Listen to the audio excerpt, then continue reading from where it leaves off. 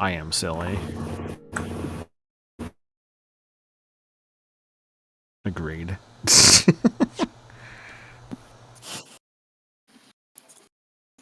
Loading. Checking for add-on content. I have not bought DLC for this game. At least I don't think I did. Anyways, hello, how y'all doing? Welcome back to more Greatest Attorney Chronicles. We were doing the first game last time, where on the last stream we did stuff.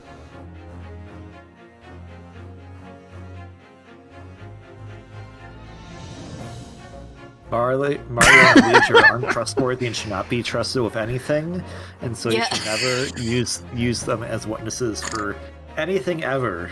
The Skulkin brothers were useless, but hey, you know, at least they were funny.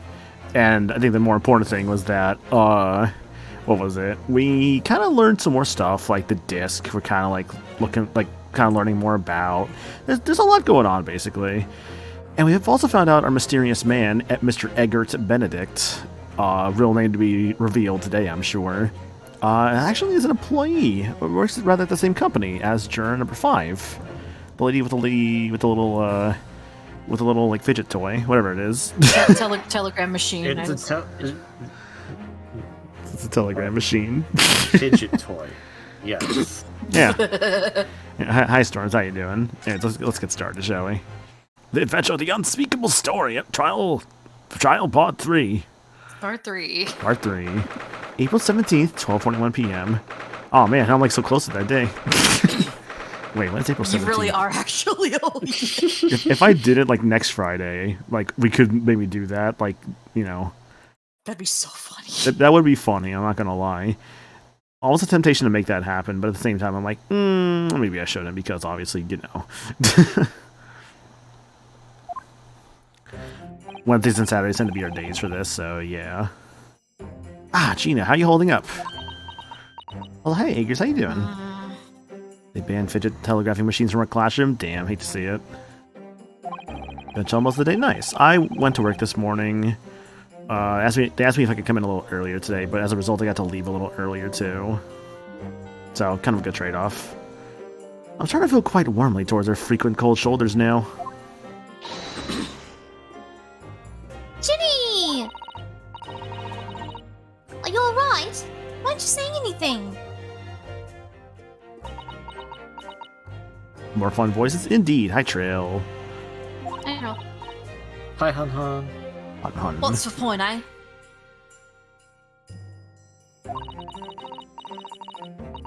Why go to all this trouble and fight so hard for the likes of me? What? Well, you saw it. That picture. What picture? Ah! You mean this? Photograph taken by Hurley's Red Hand Recorder. What is this? What's what? Smile. Oh yeah, the main things that we actually discovered, not just the music box disc and how there was a mysterious part about the fact that that was being submitted as evidence, even though the fish man, I'm blanking so hard, I'm sorry. I'll wake up in a moment. Gregson? Yes, Gregson. Yeah. How Gregson was like, don't present that, and Vance is like, no, I'm gonna present it. Then, of course, Sholmes' pouch, where there was a third bullet, which we actually learned about the third bullet right there. Lodge and Sholmes' pouch caused one of the files to explode, injuring Mr. Sholmes. Also did learn that, of course, the one fucking surgeon in the trial, like, in the jurors, you know, operated on Sholmes, because of course he did. Wait, okay. This is gonna sound really stupid, but since you're so tired, maybe you'll find this funny. Can you go back to the 3D thing? 3D thing? Stereoscope? Yeah, it looks like a puppet. I can kind of see what you mean. Like, these are like the eyes down here. No, go back to how it's presented, just in the evidence list. Oh, I see what you mean. Yeah. Hello, I'm here talking about 3D! Yay! Did you really mean to put a diamond by my name? Are you sure? Yeah, because, like, a diamond, you're as precious as, like, anything that may come. Because that's what KB would say. I mean, I'd say something like that, but maybe not to the. I'd probably try to choose more eloquent words. If you look at it at a certain angle, it looks like a deflated balloon. Huh. The 3D machine? If you look at it at a certain angle, it looks like a deflated balloon. I see what he means, kind of like from like an angle like this. I get it. Sorta. My lady, you got a diamond because the proprietor of this stream thought you deserved a diamond, and I am in agreement because you are worth all the sparkles the diamond has.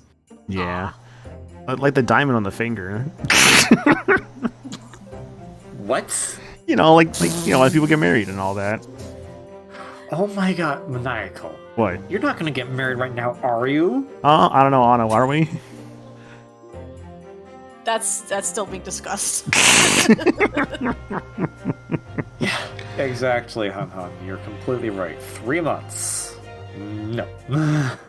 3 months? Have y'all been a thing for 3 months? Yes. Actually, I thought y'all... Okay, hang on a second. I guess, like, more so the talking phase, because, like, I think y'all made it only really official until, like, within, like, the last month, right? I mean, we've been official, like, to ourselves. We just didn't say anything to others unless they asked until recently. I see what you mean, okay. Yeah. What Kind of like... I guess in a way, it's like... With, like, me, Anna, and, like, Cassie, it's like... We kind of became, like, official around November, but otherwise we were just kind of all, like, talking, like, prior to that. There wasn't really a point I could say where, like, it really, like, became, like, the talking day was the official day. It's just kind of just, like, the, hey, let's actually, like, instead of just talking like friends, let's actually, like, say, like, we are all, like, dating, or at least, like, those two are dating me. Which I still struggle with sometimes. I'm just like, am I doing this right? Is this something I think, like, is going to be good? It's like, I think it's been so far. So, like, you know what? You just have my doubts and struggles. It's like, I think it's been going great so far, and I'm really happy. I arrive Fine. exactly when I'm needed. Yo, just like a wizard? Yes, there you go, Peter. Hey, how's it going? A wizard is never early. A wizard I was arrives temporary precisely when they Iris need for a to. moment. What's up, Anna? Sorry? I said I was temporary Iris for a moment. Yes. I was temporary Iris for, like, one scene. It is me, Iris. Hello. That is not how she sounds. Also, thanks, Paper Star. Got honest, don't buy your diamonds for an 8-month early birthday party. Exactly. You can find the diamonds on the part where it says Nintendo Switch 2 system with Pokemon Legends Z8 Switch 2 bundle. That's the part where if you, like, go there, that's like the equivalent of a diamond. Because whenever... Oh yeah, exactly. Because you can get Diancie in that game, who is a diamond. Exactly. And, like, anytime I see Anna, like, happy and smiling, that's worth more than any diamond to me. Where? I concur, but with my girlfriend. My girlfriend. My girlfriend will fight your girlfriend. No, they don't have to fight. No, they we can get actually along. won't. Joel and I will never. Use flamethrower. A flamethrower? It's absolutely a psychic type. Anna's definitely a psychic type, you're right. Alright, Anna, use Psyshock. Yes. What? Just- No! Use Moonblast. Use Moonblast. That's a fairy move. Psychic We should fairy. be fighting There we for go. them She's a psychic fairy, instead. you're right. Use Don't- Moonblast. Don't send your significant other to fight for you. Fight for yourself so you can defend her. Oh, you know what? You're Also, right. maybe just don't I'm- fight, I'm and gonna maybe just, channel like, the I don't spirit know. of Digimon Frontiers. I'm going to become the Digimon myself. I will fight. Pokemon Rebirth. I love the Digimon Frontiers, the closest that Digimon series like came to, like, a Kamen Rider series. It's great.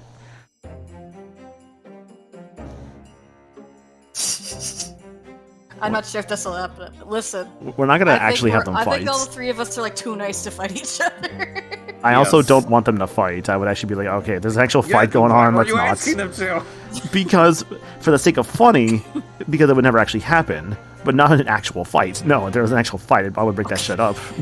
Alright then. I'd also would, like, that'd be a horrific conflict we would all have. I'd be like, you know, be like, oh, this is an unfortunate separation.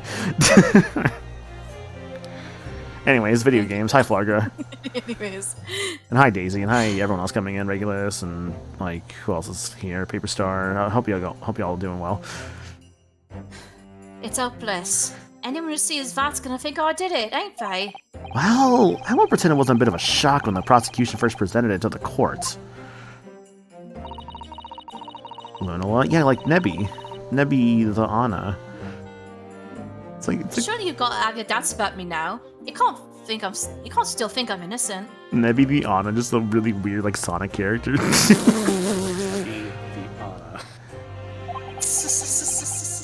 Anna. Of course I can.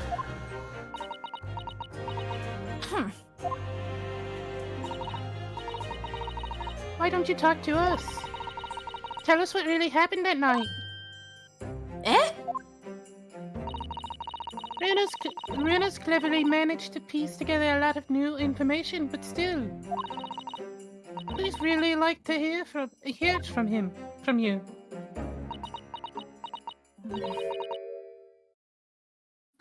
All right then. Oh? It was after we'd had our dinner together at your place, right, Iris? Hailed as a king, blessing one and all instead of cursing everything. KV, thanks for gifting that sub to Peter. Much appreciated, dude. It was bothering me. I'm sorry. Then we all had a chat up in your office, didn't we? Well, I appreciate it once again. Yes, I remember. The chat up in the attic. Nope. After that, I just couldn't get to sleep. So I slipped out and went down the street to the 2-1, to Winterbank's place. I had to know. If Iris' story was there or not? The Hound of the Baskervilles.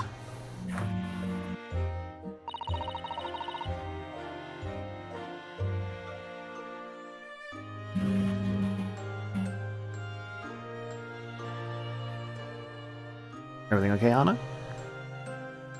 Yeah, my mic was just off. Oh, okay. Yeah.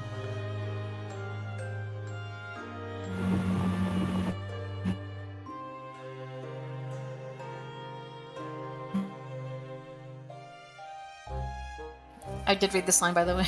Oh, we didn't hear it. Oh, no, okay, I'll read it again then. Yeah. I don't know what it's about or nothing. Yeah, sorry for the pause. I was like, that's why I was like, is everything okay? Because I didn't hear it. Yeah. But if you ask me, there's something in it that Sholmes don't like. Something what you don't want people reading. So that's why you like to Iris was sticking it in log with Winterbank for safekeeping. Some kind of secret Sholmes has got, considering he doesn't want that story published quite yet. At least, that's what I thought at the time. So you broke into Winterbanks. I just had to know if I was there or not. I mean, I had no idea all of that was going to kick off, did I?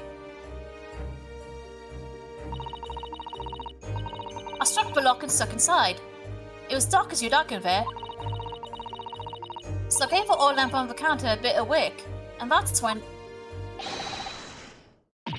What do you think you're doing? Ah! I nearly died, I did. And the next thing I knew...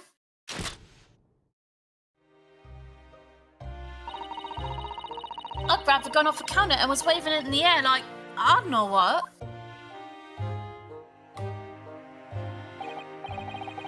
Ah, you're the girl who was in here this afternoon. I didn't think pickpockets went in for armed robbery.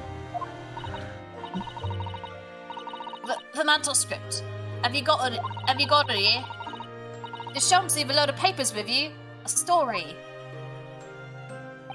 I beg your pardon? The Hound of the something or other. If it's here, I want to see it. I'm sorry, young lady, but I'd sooner die than relinquish an article belonging to one of my customers. I don't want it. What would I do with it anyway? I just want to see it's here. That's all. Oh, you want to see it, do you? I want to know if Shelms really pawned it here or not. Please, just let me see it and I'll go. Oh, very well then. But for pity's sake, stop waving my gun around, would you?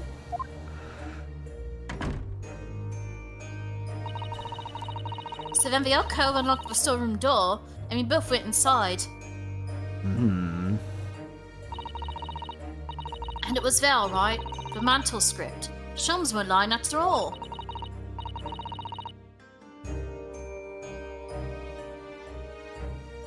Iris. Sorry. You did all that just to check for me, Guinea.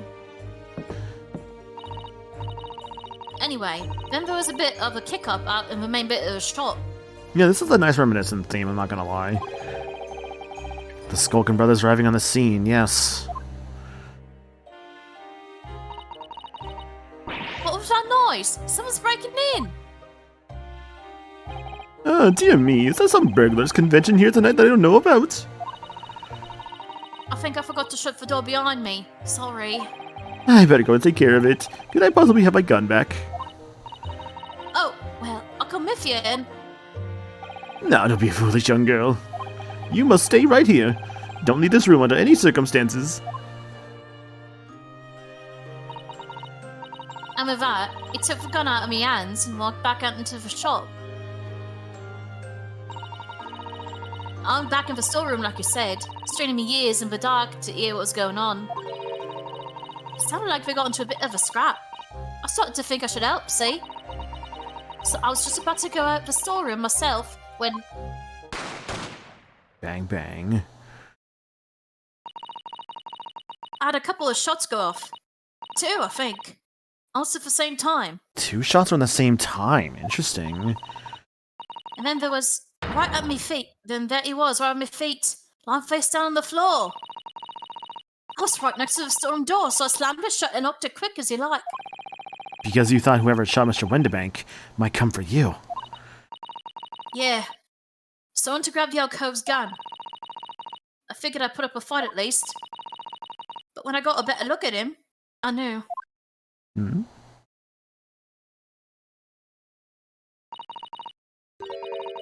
Windibank was a goner. I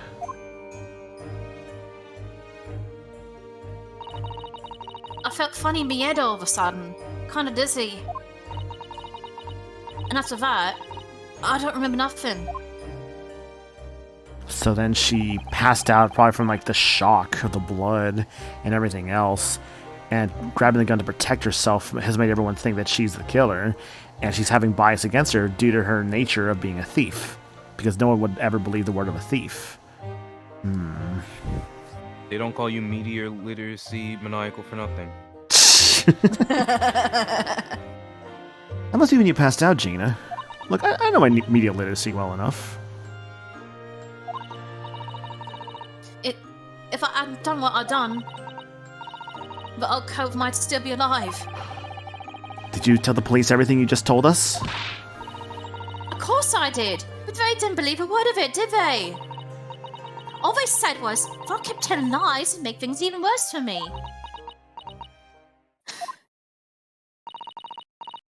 It'll be alright, Guinea. Don't worry. Just stay a little longer. Just stay strong a little longer. Winner's about to put the real culprit through the mill. Oh yeah. That covert was there in the afternoon. That Edgar Benedict.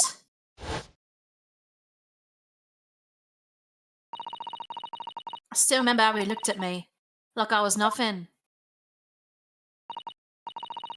He was there that night. He was there that night, huh? We don't know his real name yet, but I'm convinced that he's involved somehow. Anyways, thank you for telling us what happened, Gina. I appreciate your honesty. You what? You can leave it all to Runa's capable hands now, Guinea.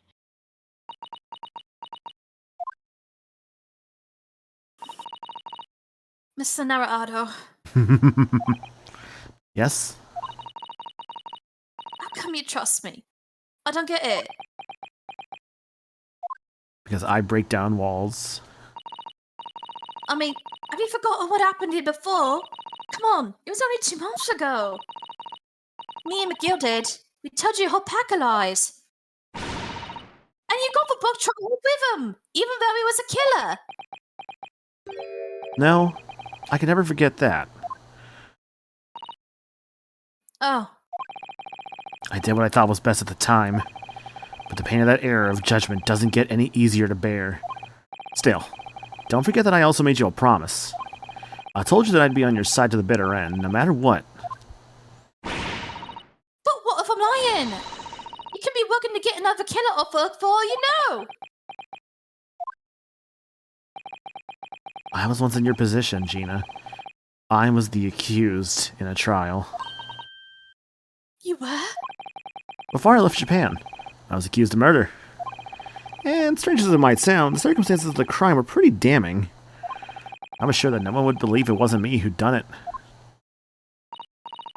Oh, Reno. But there was one person who stood up for me, who believed in me and was prepared to defend me. My lover. I mean my best friend.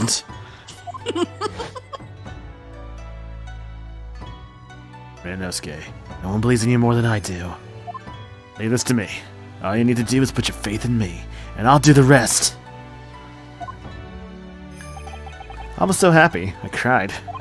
But even then, somewhere inside me, I couldn't help thinking, surely he doesn't really believe in me. Not completely. But I was wrong. Trust falling with someone born with Clock Tower be like. Yeah. As soon as my trial began, it was obvious that he had an absolute, unwavering belief in me. Kazuma Asogi. And in turn, I developed an absolute, unwavering crush on him.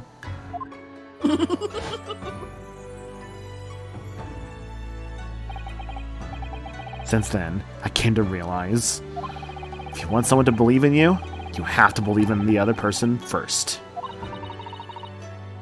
What are you saying? I promise you, Gina, that no matter what happens... Sorry, just reading Ager's comments. No matter what happens, I'll keep believing in you. So you don't need to worry. I won't let you down.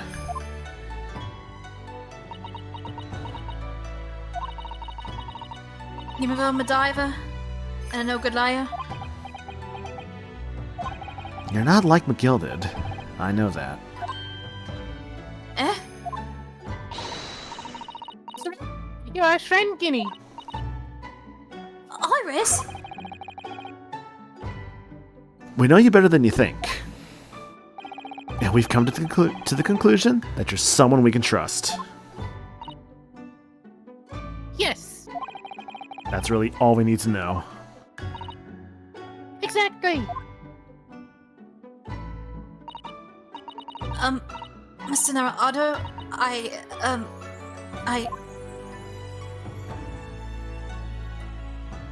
Oh. Defendant, Gina Lestrade and her legal representative. That's me. Court proceedings are about to resume. Please head into the courtroom immediately. One's got a mustache. The other's clean shaven. Yes, of course. Thank you. Yo, CJ, hope you're doing good, dude. I'd been both a defendant and a defending lawyer in my time, so I knew only too well just how hard it was to put all your faith in another. I also knew. Was anything big in the stream so far? Not really. No, we just started. Hope you're doing good though, Reflexer. See, I knew just how hard it was to bear the burden of another putting all their faith in you. This is it at last. The final chapter. The final battle. Wish me luck, Susato-san. I hope you're watching over me too. Partner. yes! I definitely cried when I got to this part. April 17th, 1:41 p.m., the Old Bailey courtroom. Let's go.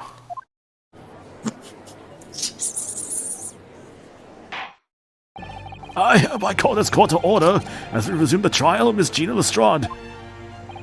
Lord Van Zieks, have you successfully subpoenaed the witness?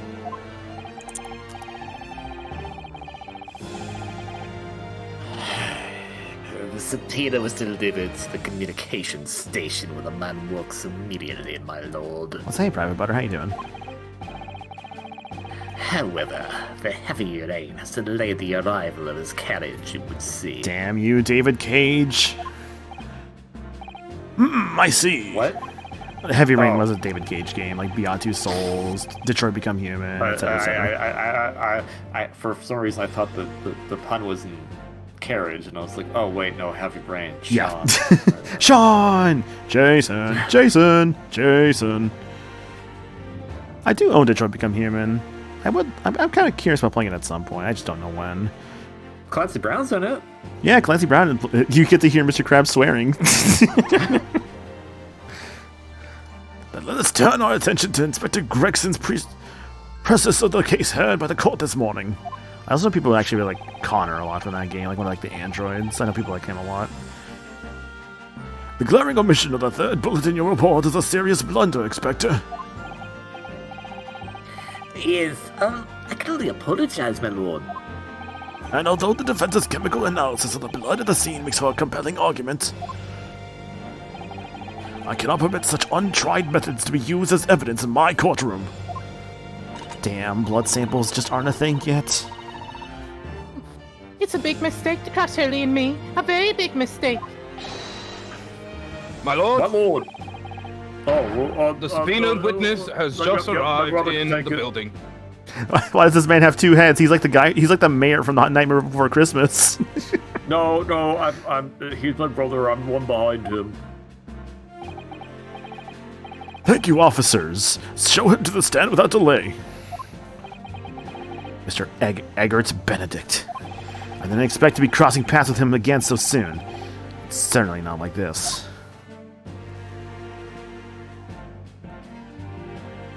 Ah, there he is. Thank you for Why am I complying still here? with the court's subpoena at such short notice, sir. The criminals are still here. But of course, my lord. As an upstanding member of our London society, it is my pleasure to oblige. Now, kindly state your name and occupation for the record. Ashley Graydon, Communications Officer. Ashley Graydon. Interesting. I guess like Ash Gray.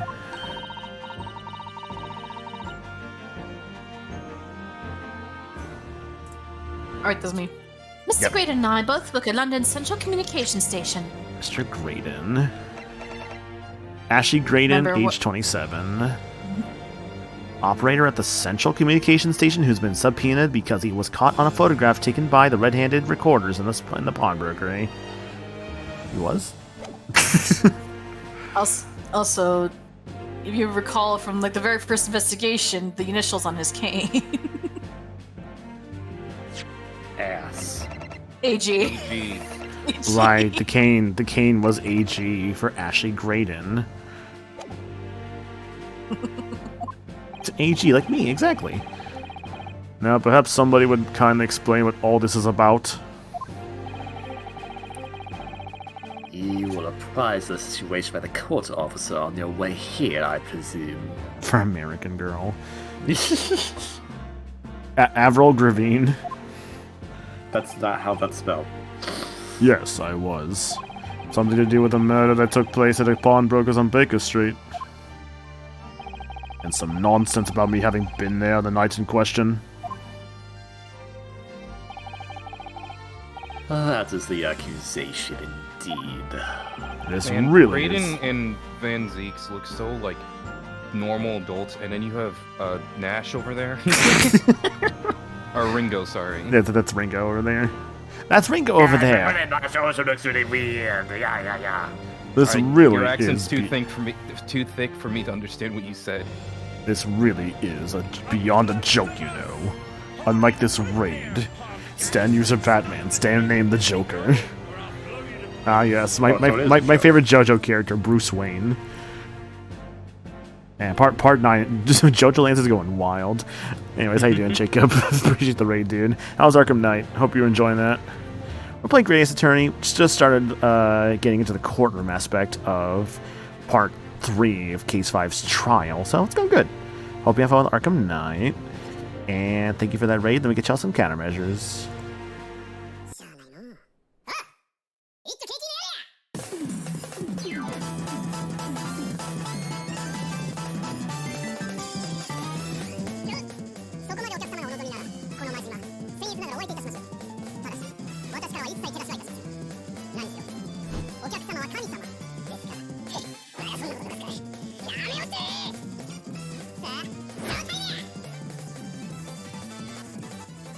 Thank you for the raid there, Jacob. Much appreciated, dude. Hope your stream was good.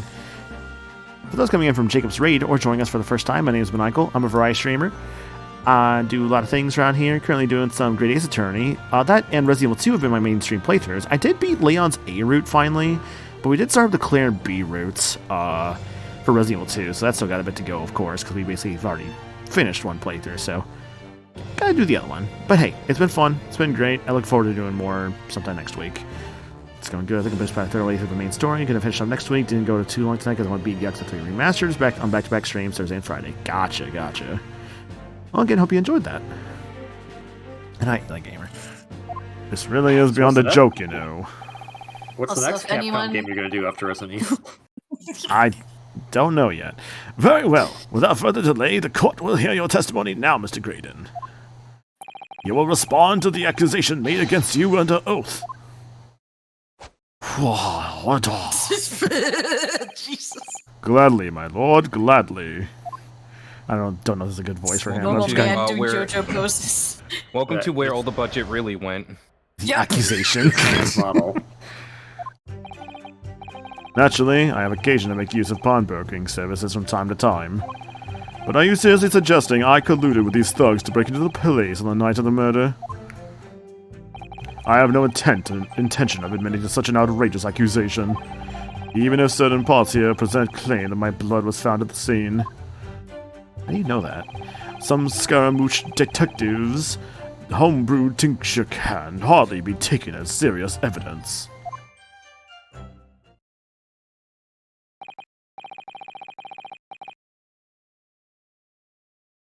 So, you deny the accusation completely, do you? I must say, I am dismayed. For the highest court in the land to be swayed by the self-professed detective's toy.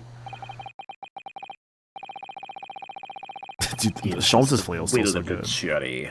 Our great British justice system demands that the jury's will be upheld. Also, hi Kaze Ninja, hope you're doing good.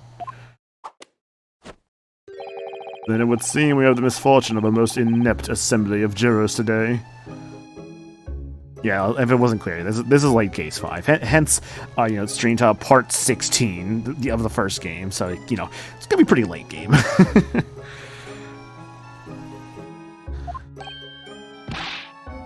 By golly, it's not the voice. Whatever. By golly, No, my voice is gone. I can't remember my voice. My voice keeps changing. My ballet voice keeps changing. This man's stream changes every fucking stream. How long am I expected to be detained here? Got done playing laundry away, working through robotics notes. Oh, nice. Damn, I haven't heard about robotics notes in years. Nice. If, following the defense's cross-examination, your involvement in this matter is not... Actually, no, it's not the voice, sorry. If, following the defense's cross-examination, your involvement in this matter has not been established, you will be free to leave immediately. His voice changed like the face of the moon. Exactly, Paperstar, you get it. Today, I'll go for the waning voice. It's the waxing voice. Good. And I shall be away in time for afternoon tea. Some small consolation, at least. Let us not uphold Mr. Creighton any longer than necessary, Counsel. Proceed with the cross-examination. So, we meet again, Mr. Eggert Benedict. Or is it Mr. Graydon? My apologies, you are... Ryunosuke Naruhodo, defense lawyer. We have met. If you say so, Ashley Graydon, enchant. Enchanté. Enchanté. Enchanted. Like the movie. I love that movie. But My hat.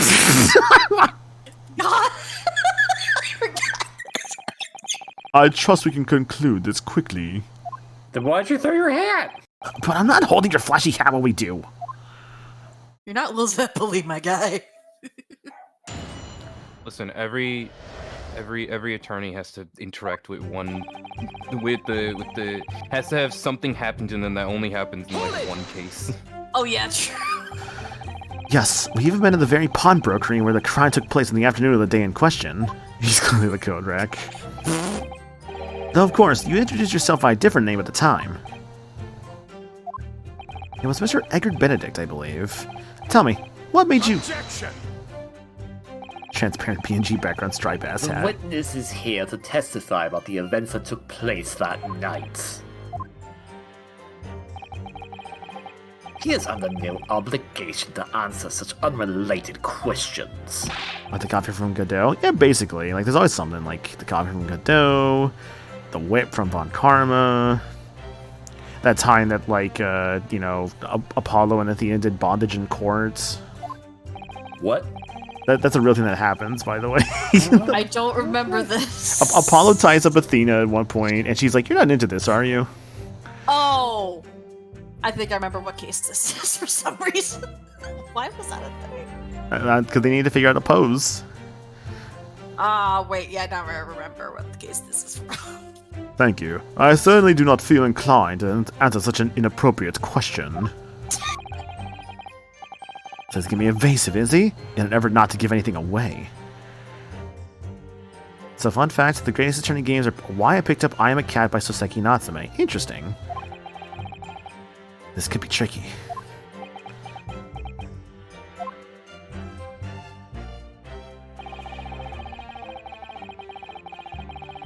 These thugs. Oh, well, I was gonna try and look into thugs, but I can't with this one right now. All I can see is like a little bit of Ringo and a little bit of Gregson over there. Bit of chips. Hey, yeah, eat just guys chips. Dog, Empire of the Scotland Yard. What are you talking about? Yeah, you're the third Skulkin brother. Yeah, I know that like Natsume was like a real person. That apparently, yeah, the family I guess did sure give Capcom permission to like include. I guess even to the point of like they even let him like have his name in the game. Probably not his likeness. I'm sure if I looked up the actual Soseki Natsume, I don't think it would look like the guy in He like looks the game. close enough. Does he? Hang on, you got me curious. Soseki. Don't- Be very careful. Be very I know. I'm seeing the actual guy. Oh, I mean, I see what he looks like, I guess, but I'm like, he's an attorney guy. I don't really know. Oh, actually, okay. I found a little comparison of the two. You know, I can kind of see it. Okay, I'm sorry. I love her like apparently Natsume's official art. Yeah, I'm just gonna like post this here in the Extreme Co-Context channel. I love like this image I found. His art just has him with like the cat. It's so good. Mm-hmm. It's cute.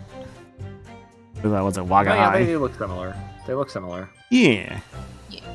Have you seen these two men before? Domokashi holding up the photo. Have you seen this man? This pair? No, I don't associate with criminals. Said by a man who introduced himself as Edgar Benedict. I'd like to know who I have to thank for this. Who made this outlandish accusation against me?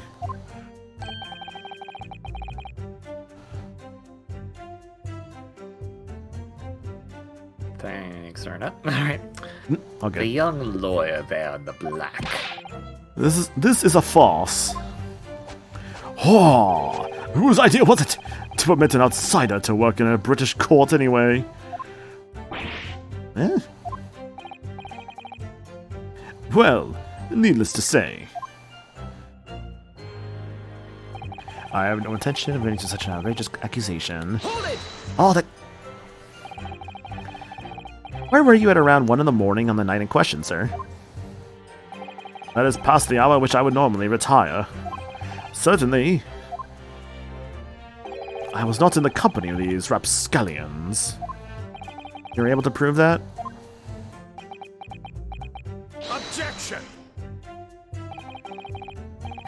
Listen carefully, my learned Nipponese friend.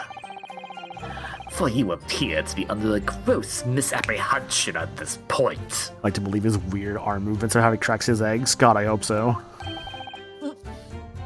Yeah, they're kind of a little bit inspired by, like, what is it, Joe Pesci and, I forget the actor's name, but basically... Daniel Stern. Dan- Daniel Stern. Daniel Stern? Okay, thank you. Yeah, I always remember Joe Pesci, I never remember Daniel Stern. There's, like, the Wet Bandits. The Sticky Bandits. Wasn't that, like, the second or third? Was that the second movie they became the Sticky Bandits? Yes. Okay. They're not the Wet Bandits, and for that matter, Kevin, are not in most of the Home Alone movies after 2. Yeah, I was gonna say, like, after 2, it's like, I think the Wet Bandits make an appearance, and I think it's like the 4th one alongside like an older Kevin. Though I could be wrong on that. I don't know about that. All I know is the 3rd one has nothing to do with anything. The 4th one, they brought Kevin back, but, you know, he's a rich asshole, so whatever. He became And that the which fifth he one is was born The to. 5th one is like the worst thing ever or something. Really that Oh, bad? no, right? no. There's that. I think the 5th one is something else, but it's still bad. The 6th one is What? the worst thing ever because what? Well, like, I'm like the 6th one. It's going to 6. Yeah. Alright. No. Interesting. Home Sweet Home Alone, which was released on Disney Plus a few years back. Right, Has yeah. almost nothing to do with the rest of the franchise. The main kid is a huge dick, and you kind of feel bad for the bandits because they are literally stealing because they're trying to get something back that the kid took from their house. Because they're hoping that it could help them like pay their mortgage because they're broke. So it does all the slapstick, and the entire time you're just like, I feel really bad for these people. In a way, it sounds that's like what I was thinking of. it also sounds like an air of like, oh man, like shoot down, like how do I describe it? It's almost like trying to say like, haha, they don't have money, they can't pay for their house. Watch them get hurt. Yep. And the only connection that movie has to anything else is they got the actor who played Kevin's brother Buzz back, and he's a cop, and he calls him, and he's like, no, my brother tried this prank a lot when he was a kid. You're fine. Hangs up, and that's all the involvement he has in the movie. Interesting. You ever find it funny how like what was it? Macaulay Culkin's real life brother Kieran Culkin was also in Home Alone and is now like Yeah, really successful. Yeah, he played Fuller, the one who wets the bed. Yep. The witness maintains he was not at the scene of the crime. He has no obligation to prove his absence. I recall right. Didn't Kieran Culkin win an Oscar like last year? I think he did. I don't know if it was last year, but he did soon. He did recently. If your accusation is that the witness was present at the scene, the obligation lies with you to prove your assertion.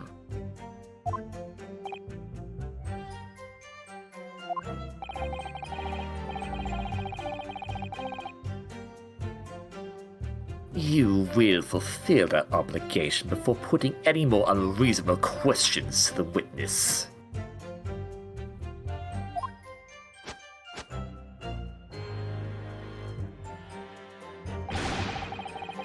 A silent victory wiggle. Thanks. He's part of the Wiggles? The Wiggles. Big red car? I could not tell you their names. I'm just like, Fruit I salad. don't know, man. Yummy, yummy. Fruit It's- salad. Yummy, yummy, Well, some of the yummy, Wiggles- yummy. Fruit salad. Ray, Jeff, Anthony, and something else. Like, there's multiple Wiggles. Yeah. I love like the Slipknot like Wiggles video. I can tell you the name. Sure, Pick me, no, pick me. All right, you got Mo, Go Larry, Go ahead, Curly, and Jim Bob. No, it's Shemp. Shemp is That's- right there. Those are the Three Stooges. And Shemp. Shemp Howard, the best stooge. No one cares about the fourth Stooge. I care. Shemp's cool. Yeah, you should, because I think Shemp did more stuff than the original third one did. I think actually that is correct. Yeah. Yeah, Shemp.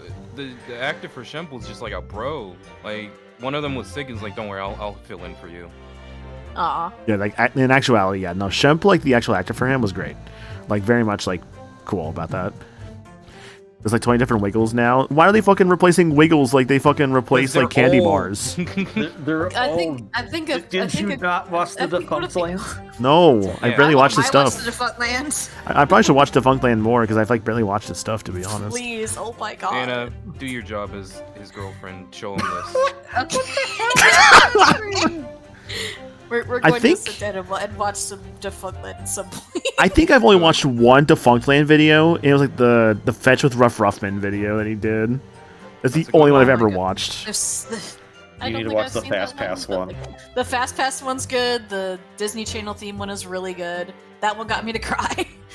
I'm still in the process of watching the most recent part about the animatronics. All I know about Defunct Land is that it's just like it's really high quality like YouTube documentaries. Mhm. Like that's kind of like that's like their like specialty. Why are you talking about the Wiggles? Fuck me, dude. I don't even know why we're talking about the Wiggles. The Wiggles came up somehow. Because because Mr. Graydon had a victory go back in the script. You can find out where. it All came right, from. Victory Wiggle. There we go. That's why. Duh. Blood was found at the scene of the crime. There's no question of that. She's gonna track, so we're not like here all night. Yeah, Daisy. It's like 20 minutes long for the Fetch with Rough Ruffman video. It's great. I was a kid. I was like, I want to go on this show, but of course, I never like made any effort to try and get on that show. Same, actually. Hilarious. That's the one Defunctland video I have not watched. Mr. Sholmes' chemical analysis has positively identified the substance as such. And I am not the only human to have blood running through my veins, am I? No killing a Wiggles Fetch. I'll just be happy by myself. I appreciate your Wiggles Fetch facts, Trill. I saw Trill. Like I did read it. It's just hard to read out everything in chat. Also, hello, I was CJ. I was struggling with Murray because I was like, I knew. I remember the OGs.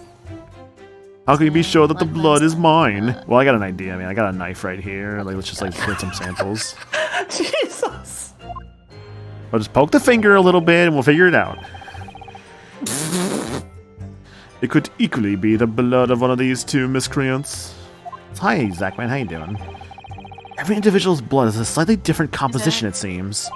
Mr. Sholmes' chemical is able to differentiate different blood samples by... Spare me the science lesson.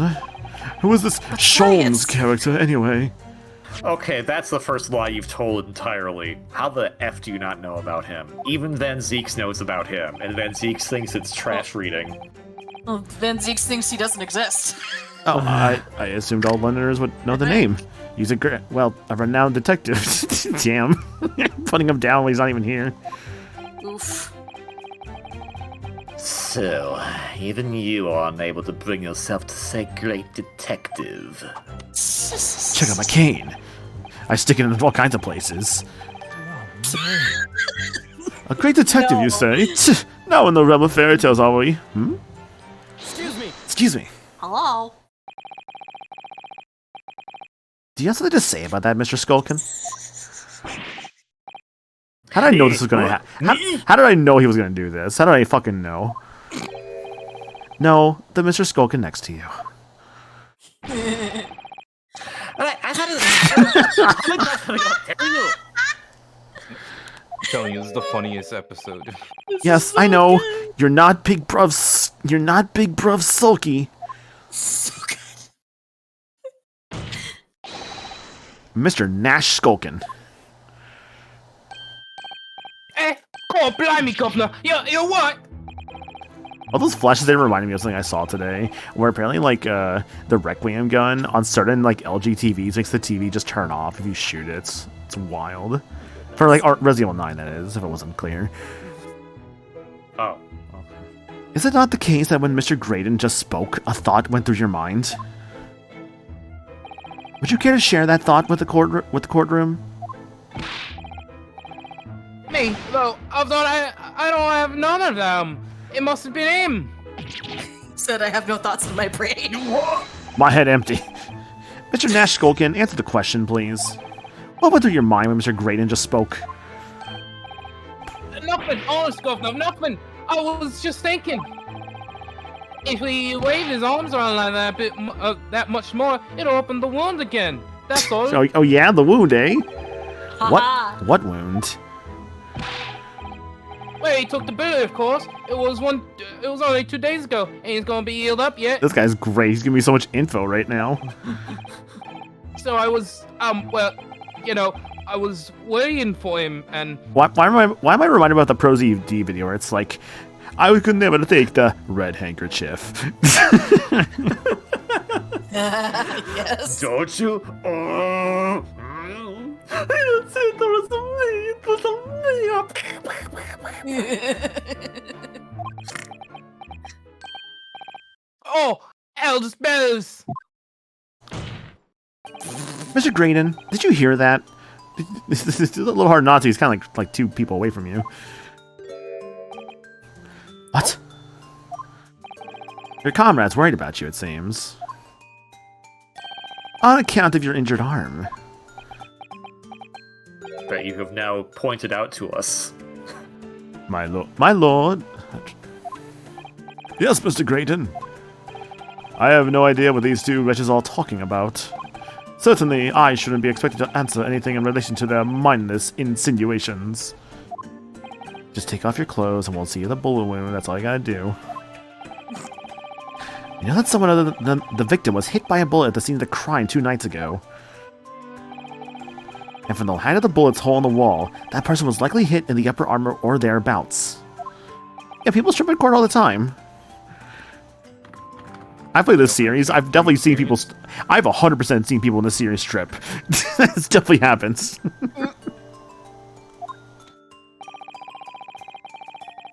Perhaps you allowed a court official to examine your arm, sir. The left arm that you're currently clasping with your right hand, as if in pain.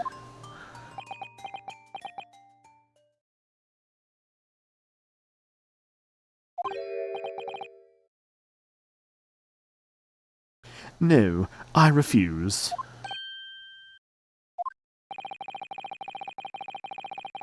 You have shown no evidence whatsoever that links me to these common thieves. Accordingly, I am not obliged to permit any such invasion of my privacy. As I've already said, I'm completely uninvolved in all this. I've never had anything to do with the pawnbrokery where this fellow was killed whatsoever.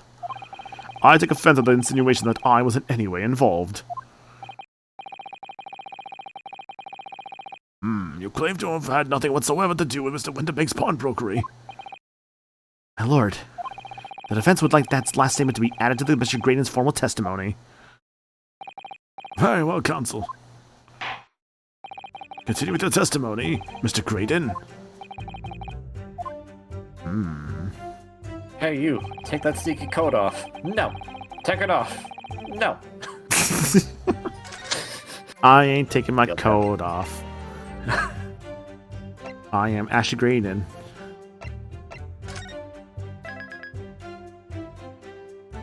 Still don't get why this is a meme, but okay. Why it's become a meme as of this week. I really don't Do you know want to know what either. the worst part of it is, Peter? What? It has the same melody of something else that you know. Well, I haven't actually watched. Yeah, I haven't actually. we just got a watched any of it. letter. Yeah, Trill just said it immediately. Oh, Yeah. okay. So real I was quick. gonna say, I haven't watched any of the clips of the meme. The Real only thing quick. I remember of it is when I've actually just seen the Family Guy episode. Real quick, I'll be right back. I gotta go check on something. Okay. Yep, hear me, guys. Hello, everyone, and welcome to the Maniacal's Not Here podcast, where we discuss Peter's here recent either, trends. Oh, Peter's not here either. Yes. No, Trill. The Blues Clues song is not a meme. The meme it goes is a song of this very snotty kind of person walking down the street going, "I'm not taking my sneakers off. I am Sneakers O'Toole." However, as you can tell from that first refrain, the tune is almost identical to "We Just Figured Out Blues Clues," which was something that I came across a few days ago and I posted on bluesky.com. And I saw that, and I was like, I immediately heard it in my head. So someone needs to make that now. Yeah.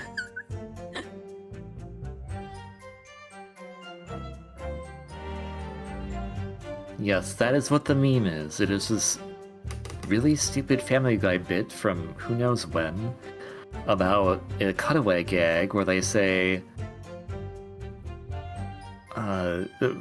Brian says, "That's like asking Sneakers O'Toole to take his sneakers off," which then cuts away to this very silly song, and it's a very short bit.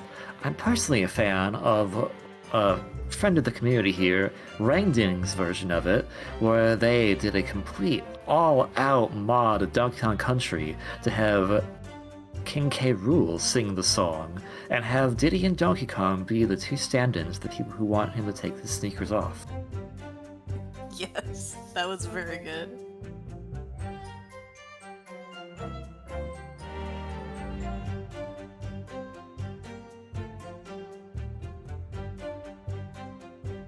Yes, it's all to the tune of the song, but since all the characters in Donkey Kong Country do not actually speak, they just have grunt noises. The grunt noises were, as far as I know, vocoded to the melody of the song.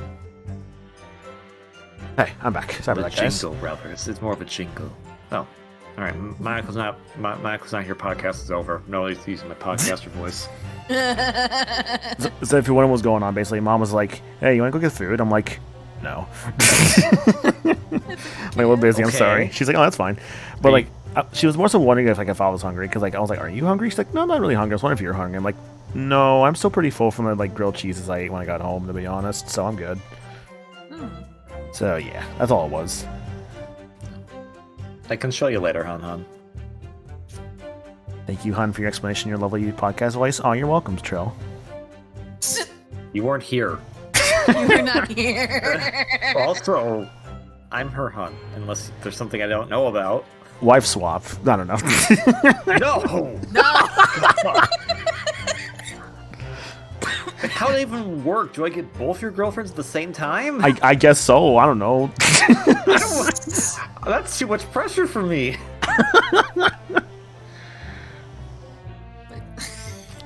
Let's see here.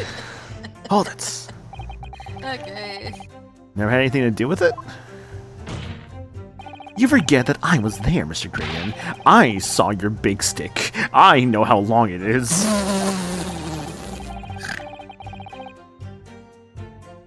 Obviously, I am not a complete stranger to the pawnbrokers. I'm currently on the lookout for an armchair to furnish my study. Objection! No, you were there to redeem an article. I have no idea what you're talking about. Oh, Mr. Gregson, what do you have to say? Excuse me! Excuse me. You have something to add, Inspector Skulkin? Come again, sunshine. Also, I really do like Gregson a lot. He's been great. Yeah, why you keep calling me on the bro Skulkin? What the hell's wrong with you? I am back. You were there too, in fact, weren't you, Inspector, that afternoon? By the way, this is a reminder, Anna is very cute, lovely, and sweet, and nice, and just really, like, makes my life feel more complete as of late, so I really do love her a lot for that. What? I love you too. Yeah. We will watch more One Piece at some point soon, because we gotta catch you up for Star Stuff. And Hunkland. Yes, I will make you watch the fucking I gotta watch more of I still need to finish live action season 2. I thought we were gonna fucking start watching My Adventures with Superman once we were finally caught up with One Piece. I know you want. I know you want to see, like, you know, a little bit Yeah. that himbo Clark Kent. Look, I get it. Yeah, we can. The Funkland things aren't. Well, they vary in length, but Yeah. like if we just watch, like, a couple of them are like the length of a full movie. So. Exactly. Yeah. I mean, like, what was it? Like, movie wise, I mean, we still gotta finish like Bebop. We were gonna finish it, like, I think last night, but I was really fucking tired, so I'm like, I'm sorry, I can't. Yeah, I gotta finish Bebop soon. When that's done, the Bebop movie. After that, we gotta figure out what we watch with all three of us. I don't think we're really 100% sure yet. So aside from, like, maybe some movies are coming to mind right now. I think You should watch the 8-hour Defunctland on animatronics and the Living Character Initiative. That's an entire day commitment. I know. I think what's been like talked about, like, sometimes. I think Avatar was talked about sometimes for like a whole show. Transformers 1's been talked about since, like, Cassie's never seen it. And I know how much you love, like, you know, robot romance. Yep. And also JoJo. Oh yeah, JoJo's on the docket as well. Yeah, because we both like JoJo a lot. You were Yeah, there I've too. never seen it. Yeah. You were there too, in fact, weren't you, Inspector? That afternoon. Oh, and real quick with JoJo. I still gotta finished part 6. I read part 6, to clarify. I did read part 6, it's just Netflix was done with releases. I never got back to, like, the rest of, like, the part 6 anime. I don't know why. I think just because I was in a weird time of just, like, I wasn't really engaging with, like, a lot of media I really enjoyed around that time. I was just kind of, like, just not, for whatever reason. When it's like, no, actually I like this stuff a lot. I was just kind of being weird about it.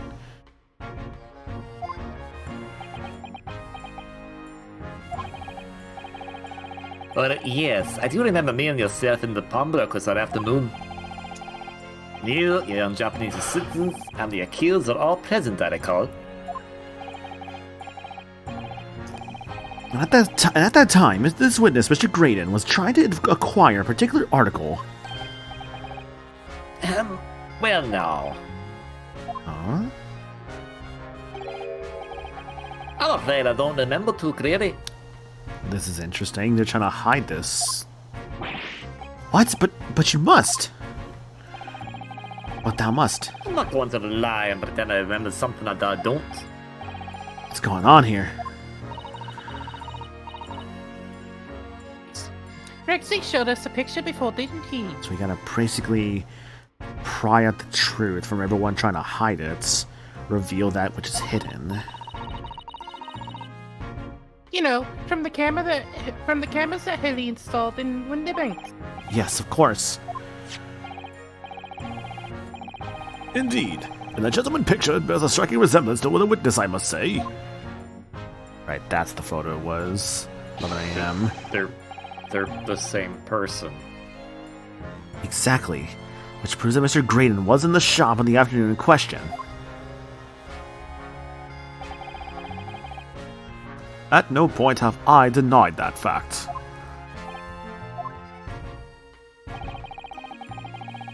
I merely entered the shop to peruse the articles on sale and have a word with the broker. Nothing more. This makes no sense. I understand why Mr. Graydon might be trying to cover his tracks. But why would Gregson be trying to avoid giving testimony about what happened? That's all he's gonna say on the matter, is it? What do you think, Reno? I think he has no intention of telling us anything. He's well aware that the less he says, the less chance he has of giving himself away. The complete opposite of Hilly, then. He seems to think that the more he says, the better. Well, at least I managed to prize a little more information from these witnesses' lips. All thanks to the Skulkin brothers. Yes, they were the key to it after all. So he says he had nothing to do with Windybanks. Well, we know that's not true. Perhaps now would be a good time to have a proper look through the court record. Good idea. Never know what tiny scrap of information could become a valuable weapon. Thing on the third bullet, perhaps? Let's see what we got here. This is the bullet that was fired from the Skulkin brothers' gun on the night of the incident. Yes, so it turns out it never actually entered Hilly's body after all. Thanks to the thick leather of that pouch he was wearing, it saved him. Let's just not think about the fact that the doctor cut him open and couldn't find the bullet, so he just kind of like put a scalpel in there instead. Hilly's always lucky like that. Yeah, I don't know about that one right now. Well, considering we had to go through in hospital, I wonder how lucky he really was. Oh dear, poor Hurley. I think there was actually a bit more. Nope, same thing. Never mind.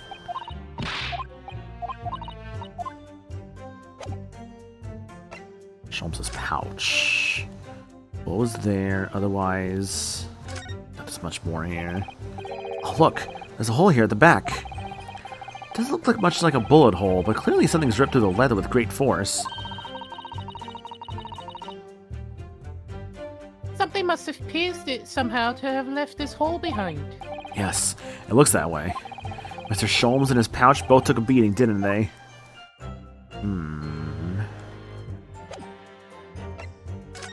Of course, the music box disc, the blood.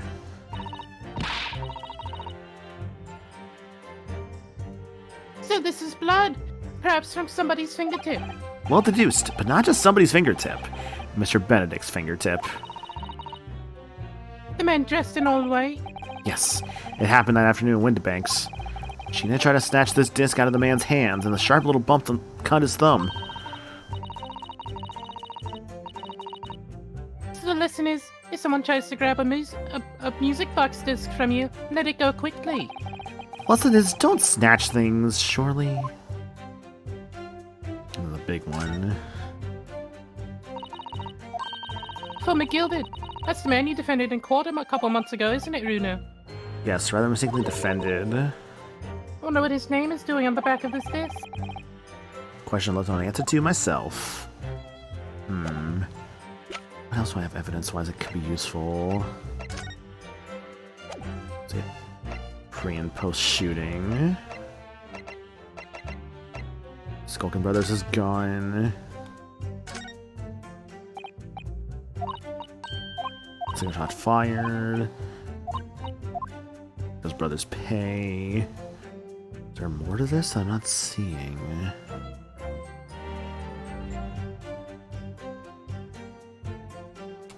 Doesn't seem like it. Okay. When it makes his gun, probably same info as last time. It's empty. Every single bullet landed.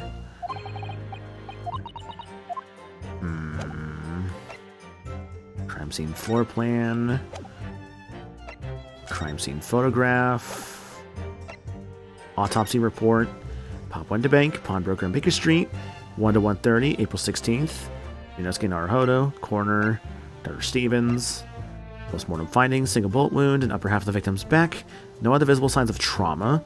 Autopsy findings, instant death from a post-denture bullet wound to the heart. Bullet entered the body from the back on a gently rising diagonal trajectory.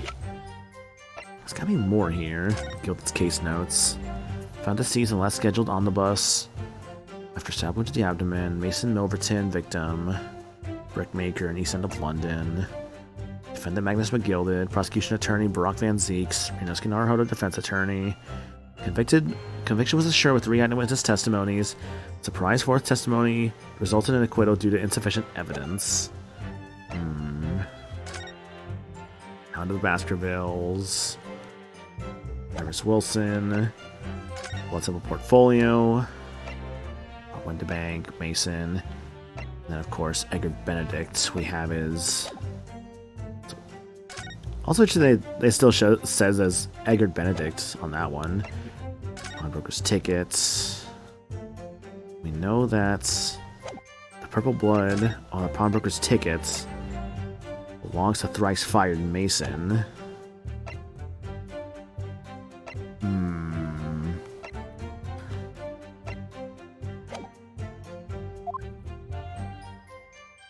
Okay.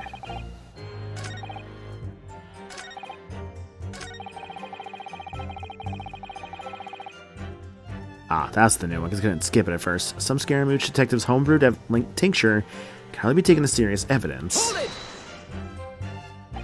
Don't forget, sir, that Mr. Herlock Sholmes is the most famous detective in the world. And the most famous detective in the world tells the truth, the whole truth, and nothing but the truth, Oh no, I can't think how to answer that.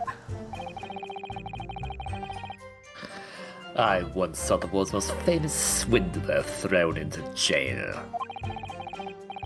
He allegedly told the truth, the whole truth, and nothing but what turned out to be a pack of lies. Ugh. Quite, no. As you are no doubt aware, the Central Communications Station is the heart of this country's information network. My work there is of paramount importance. You have kept me from it for long enough already.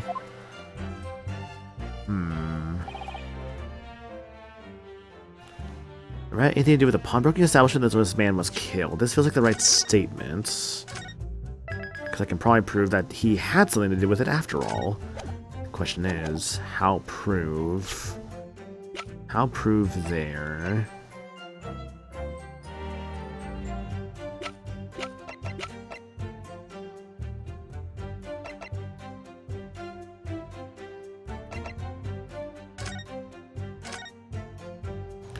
Let's see here. With a bank. tell me much there.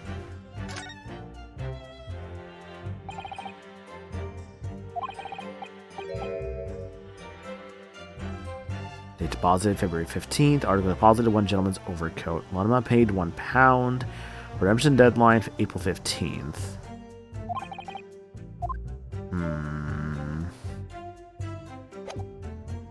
I know he had pawnbroker's tickets there before. 13th and 15th. A small box. 10 shillings. The only thing that I feel like makes the most sense to me right now, or how he could have had something to do with the pawnbroking establishment when the man was killed, it's gotta be...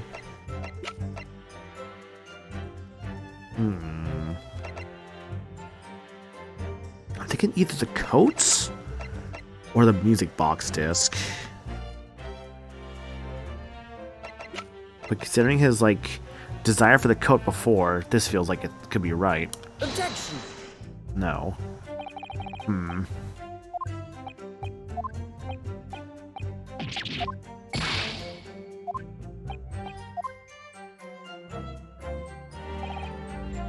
Then perhaps instead it wasn't the coat, but the disc. Objection!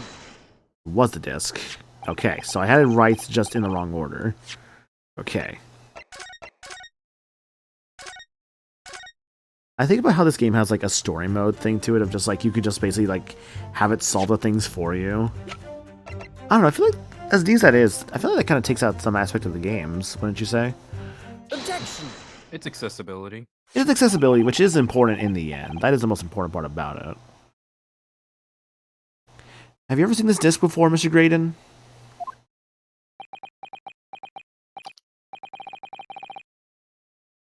Why? Is it supposed to mean something? This disc was, until the day of the murder, or rather, in the day of his murder, in pawn in Mr. Windibank's shop. It was redeemed by the defendant, Miss Gina Lestrade, that afternoon. However,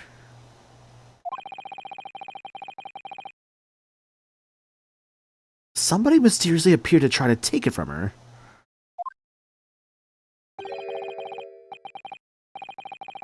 And that somebody was you, of course. Wasn't it, Mr. Graydon?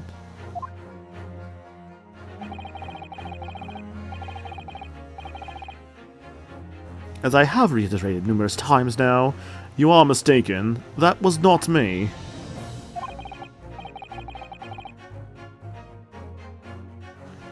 I've never seen that disc before in my life. It may have escaped your notice, but there's a small smear of blood on the disc.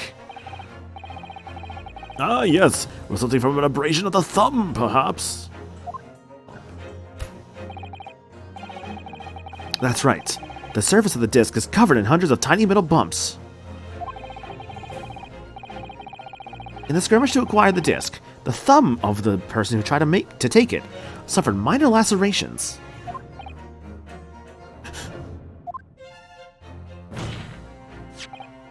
So, while the disc bears the remnants of that skirmish in that form of the smear of blood, the thumb of the person in question must bear the remnants also, in the form of a scratch. Good gracious, indeed it must. Mr. Graydon. You refused to allow a court officer to examine your arm before. Are you not going to refuse to allow us to examine your thumb? Because I have no doubt that it bears a small scratch consistent with the smear of blood on this disc. Well, well. It would seem I underestimated you. What is the meaning of this? So you admit it now? You admit you have a scratch on your thumb from when you attempted to take the disc from the defendant? Can't also be Gloves O'Toole. I noticed also with his like pose there, he had one arm in like his pocket and the other one behind his back. Order! Order! Well, Mr. Creighton. It would appear there has been something of a misunderstanding here. I did not attempt to take the disc, as you put it. No, quite the reverse. What are you trying to say? What are? It's really quite simple, you see. The disc was mine from the outset. Is there some crime in taking an item that you own at a pawn? What?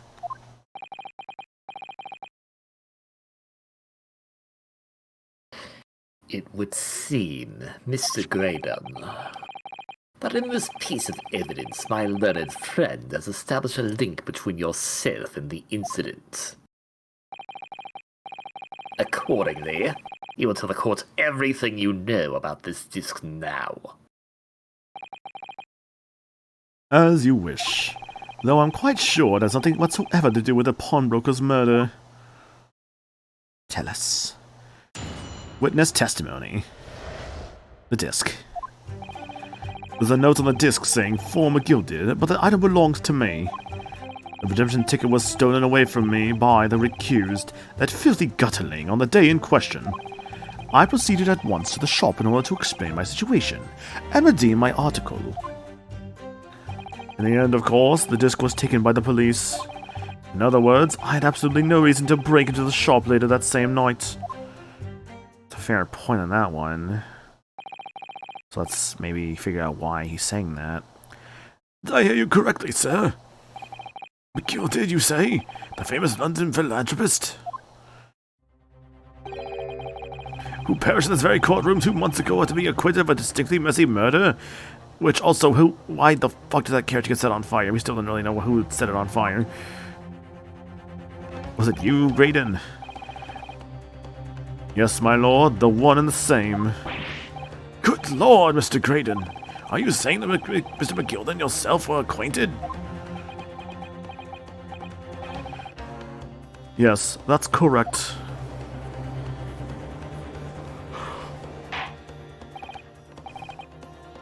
Oh, actually, you know what? I'm sorry, I thought it was like behind his back. Well, he's got one in his pocket or like behind his back, and the other one's on a cane. That's what it was. Order. Well, I certainly didn't expect to hear that name. I did hope here in my courtroom again. According to what Genius told us, this disc was placed in pawn on that fateful night 2 months ago. McGilded himself gave instructions to deposit it at Windibanks. It's funny that Mr. Graydon here is claiming the disc belongs to him then, isn't it? In all likelihood, he's lying. He's lying? No way. So he appeared that afternoon at Windibanks in order to get his hands on McGilded's disc for some reason. Counsel, you will commence your cross-examination, please.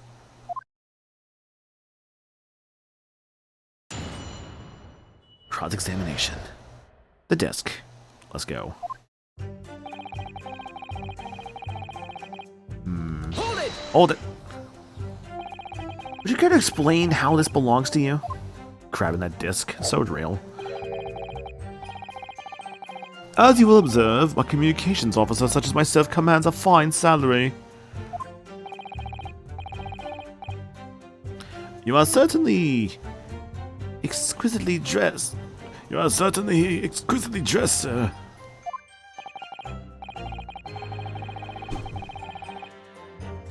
So you see, I have little need to make use of the services provided by the pawnbrokery trade. Oh, that's great, and I'm sorry. So you see, I have little need to make use of the services provided by the pawnbrokery trade. However, I did once find myself in difficulties having misplaced my purse whilst on an errand.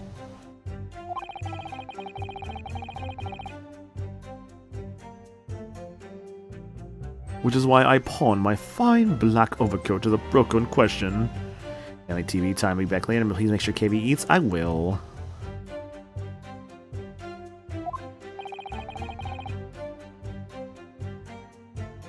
You claim that was your overcoat?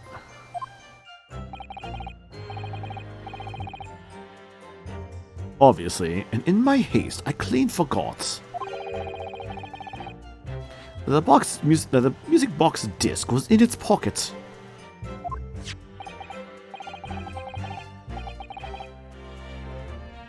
And oh, it's Fanzinks. And yet there is a note that on it that reads, "For McGilded."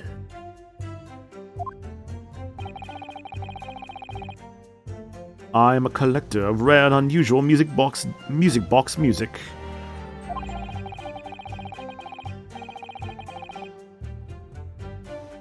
I first met Mr. McGilder at a gentleman's club in the city. I was interested to discover that he shared my penchant in that area. So, the disc in question. It's a pre-production sample.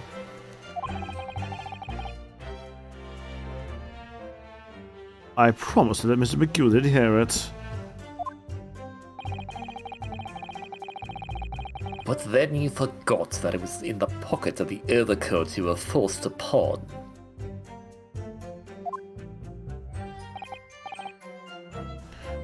Yes, exactly.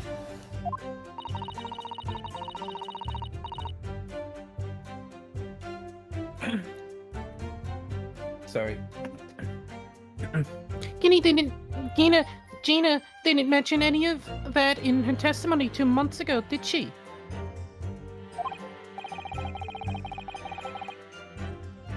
No, because McGilder had threatened to her to keep her mouth shut.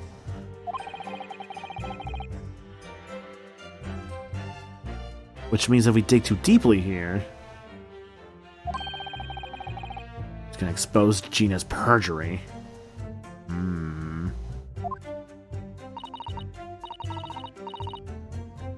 Oh dear, this is complicated, isn't it?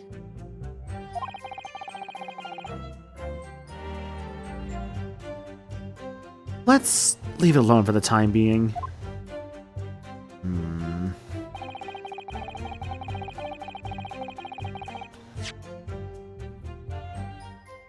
Exactly. Mention the testimony. They keep her mouth shut. Yeah, expose her perjury. You just gotta be careful about. Hold it! Very fine line to walk on this one. So you're saying that Miss Lestrade lifted the ticket from your pocket or bag? That's right. Despite being mindful of danger when walking in the insalubrious areas her kind frequent. Objection! Objection. Miss Lestrade did no such thing. Well, of course you would take that stance, but the girl is a regular offender. Came to the pawnbrokery that day prepared with all the information you needed to identify the defendant. You were looking for her. That's what brought you to Winterbanks. To get your hands on Mr. McGilder's disc. Objection! My learned friend is a veritable font of nonsense. Nonsense? I mean, when I talk to Anna, be like, I concur with the prosecution. Honey, I don't speak that much nonsense, do I? No, you're good. Yeah. You do when you're super tired. True. I can attest to that. He says some weird shit when he's loopy. Let me tell you, the things he can say would get this Twitch account banned. I don't think I said anything that bad, I think. Counsel, you will refrain from conjecturing in this way, is that clear? Yes, my lord. And I will continue my testimony for what possible use it can be. I got a lot of voices today. See to the shop. And then... Hold it! Had you been to Winterbanks before? You've said some worse shit. Damn. Well, I am proud of everything I've ever said in my life, let's be real. But it's okay, I'm a good lad. Only once for the purposes of pawning something, but like many, I enjoy browsing in such establishments.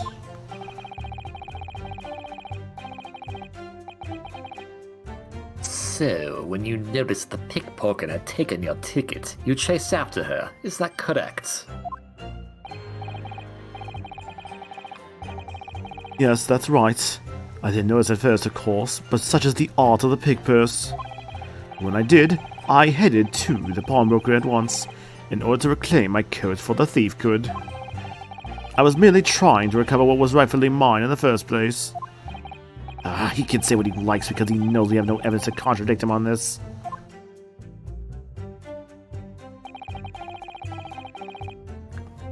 In the end, this was taken by the police. Oh, that... Yes, it was taken by Inspector Gregson here, wasn't it? Inspector Gregson. That's right, this was the very man. Apparently the police are collecting anything that has a connection to McGill that is evidence. Ooh. Excuse me. Is something wrong, Inspector?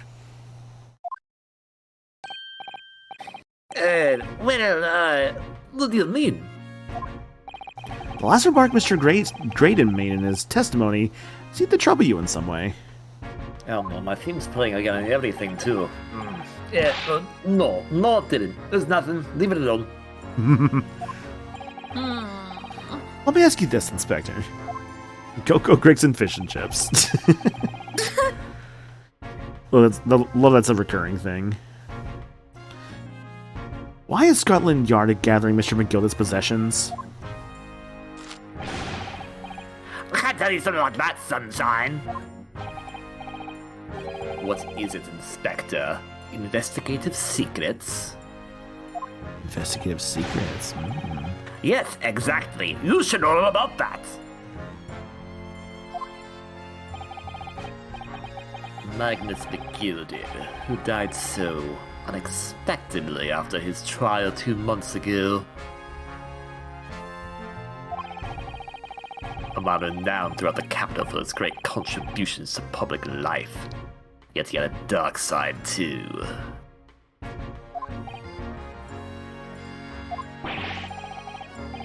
Where are you going with this, Von Zeeks?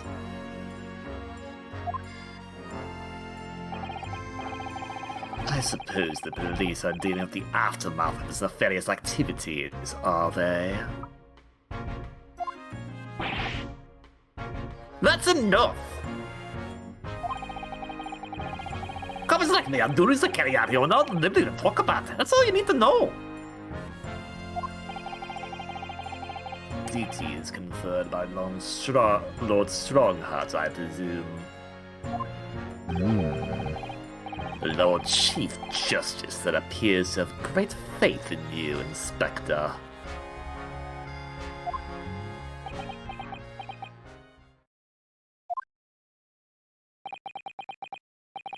The bottom line is, if they want to get more out of me, they're gonna need Lord Strongheart's properties first.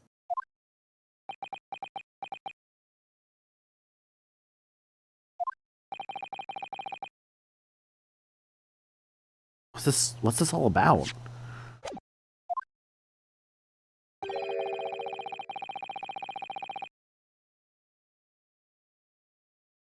It's like there's something going on between Gregson and Lord Van Zeeks here. That's right, my learned friend. We used to date. Well, it would appear that the inspector has revealed all he has at liberty to reveal. Mr. Graydon, let us return to your testimony.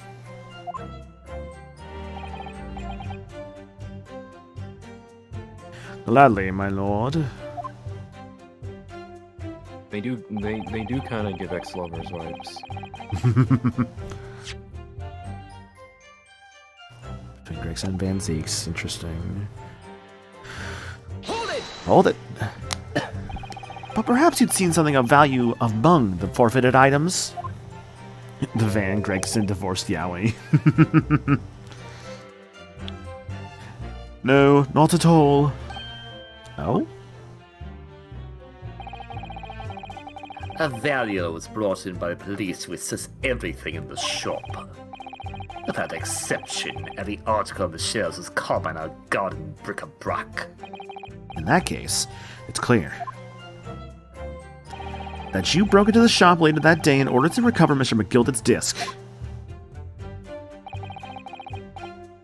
Have you not been listening, man? Even if I had wanted to recover the disc, you may recall that it had been seized by the police that afternoon. There was no more in the shop that night than I. As I keep saying, I simply had no reason to break in.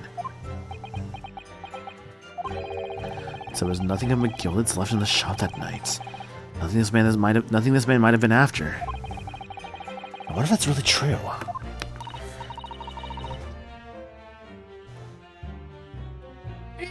If you have some evidence, Thanks for the hydrate, CJ. Appreciate it. then let him have it. I'm dying to see that irritatingly assured expression on his crumble. McGilded slipped the disc into his coat pocket and had it deposited at Windibanks. Then, when he realized he was going to be arrested on the suspicion of the omnibus murder... Wait, I just thought about something. Pawnbroker's tickets. Box. Would it be the box then? Because something else makes sense to me. It's gonna be the box. It's gonna be the box. He threatened Gina and forced her to take the redemption ticket. There's no doubt about it. That witness is lying through his pearly white teeth. No, the villain's got dental. Do you have dental? You don't have dental. They don't even have dental. That's how you know he's a criminal. He actually has good teeth. The police were obviously after anything left behind by McGilded as well. That's why Inspector Gregson ended up taking the disc into custody that day. But Grexy's being very strange about it all. About all this. There must be a reason for that, I'm sure. I just don't know what it is. For now, I need to focus on exposing the fact that Mr. Graydon is lying in his testimony.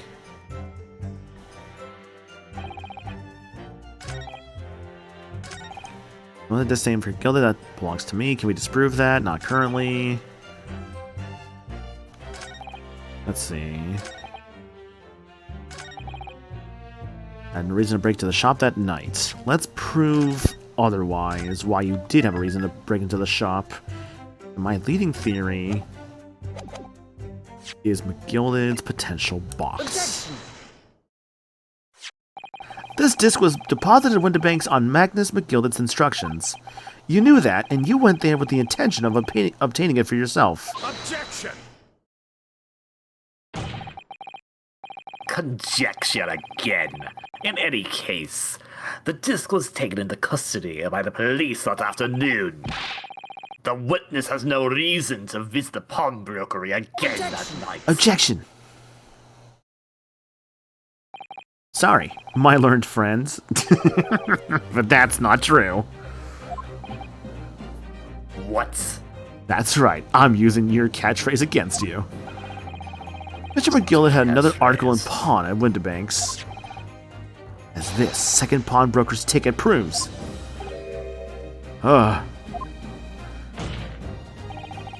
were 2 articles belonging to McGilded in Windibanks' pawnbrokery, and the reason you broke into the shop that night was to recover the second one. Together with your 2 accomplices, the Skulkin brothers. This is the second ticket, is it? What had the man deposited? The article description reads, 1 small box. A rather vague description, it seems to me. Are you suggesting that I broke into the pawnbrokery with these clowns in order to steal some trinket box? I believe there are adequate grounds to suspect that you did. This is absurd. Why on earth would I do such a thing? Once the article had been forfeited, I could simply walk into the shop and purchase it. There would be absolutely no need for me to resort to theft. That's a good point. Indeed. The witness makes a solid argument.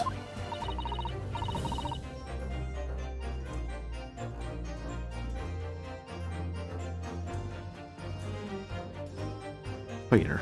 Sorry, I was muted. Oh, good. So that means that for some reason, Sorry, that was on me that time. this Graydon fella needed the small box that very night, does it? I was just like looking at OBS settings for a moment, that's all. Objection! Oh?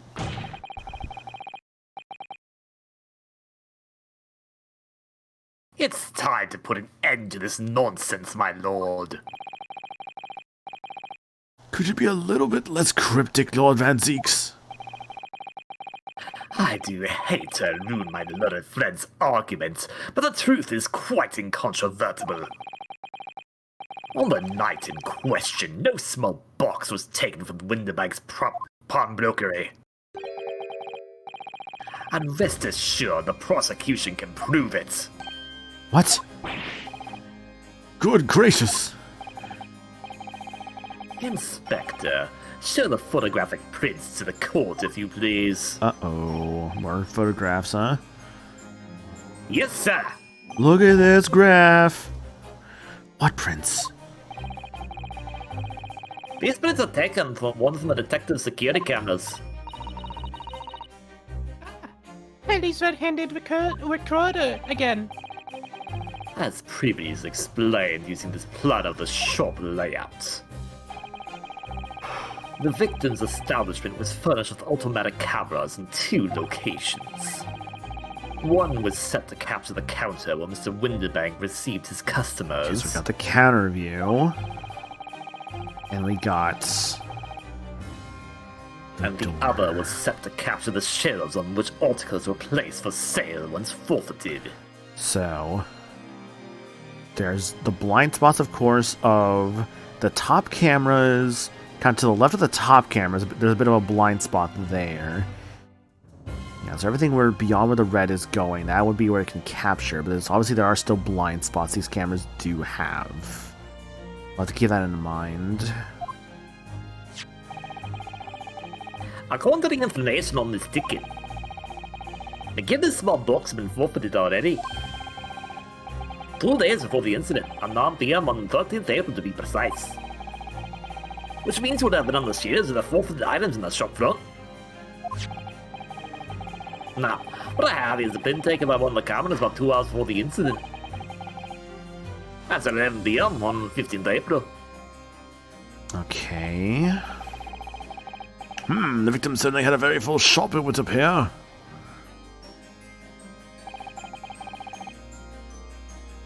And then we have another print. That's all saying about 2 hours after the incident. Something's adjusted somewhere. I see. We have 2 pictures to compare. Uh-oh. Juror number 3, come on down. You know what this means? Did you know this game was on the 3DS? Gotta cross your eyes, Inosuke. Not really good at the crossing ice thing, to be honest. I must say that placing them side by side leaves me cold. Dear me, that's starting to make my head ache. Obviously, at Scotland Yard, we consider theft as one possible motive in this case. With all the possibility that something had been taken in addition to the victim's life.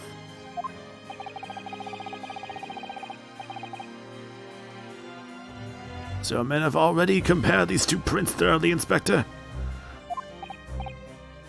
Yes, sir!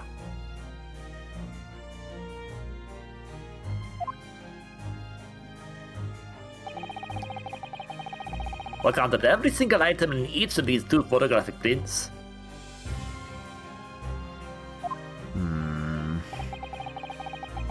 And the Yard's conclusion is that the exactly same number are present in both. They counted everything.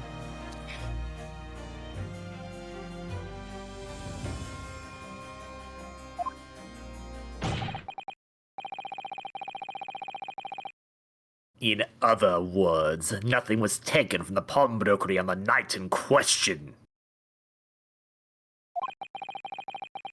And my learned friend's assertion is nothing more than the hopeful fantasy. Ah! I don't believe it.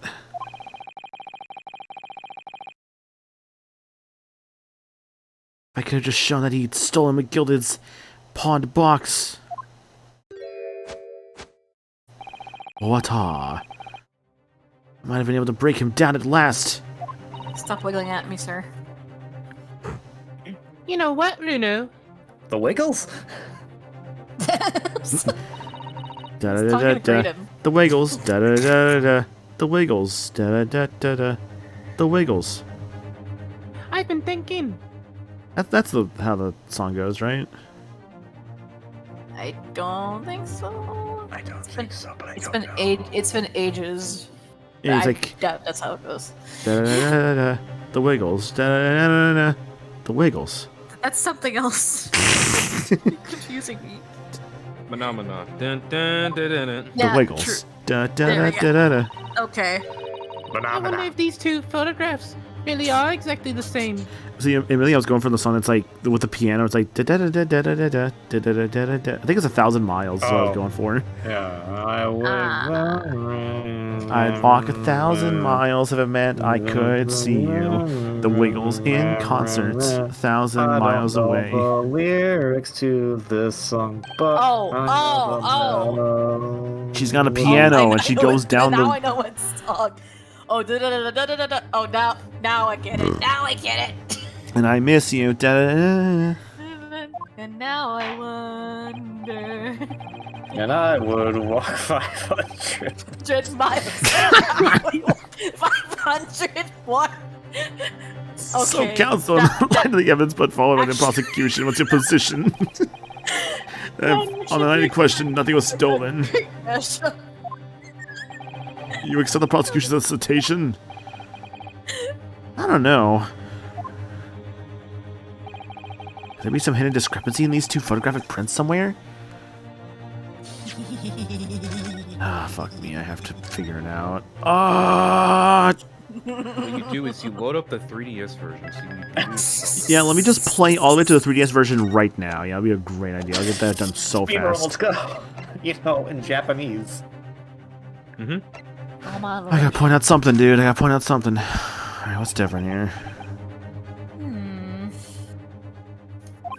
I wasn't sure at first, but there's a clear discrepancy between these two prints. What? Must identify the location within the question for the court, counsel. Need to get the precise location of the discrepancy of which you speak. Okay. I can't cross my eyes very well. This sucks. Okay. Even if you can't cross your eyes, playing a little game of spot the difference might also help. Yeah. Do you want a not helpful hint? A not helpful hint? I guess that could work, sure. It's on the photo. Thank you. Let's see here.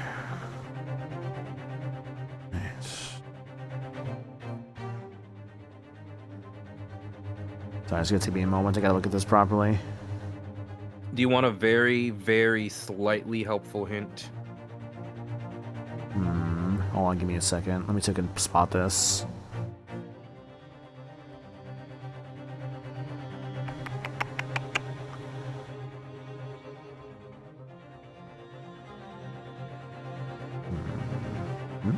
No. Do you want a very not helpful hint? That's probably not true, but I find it funny.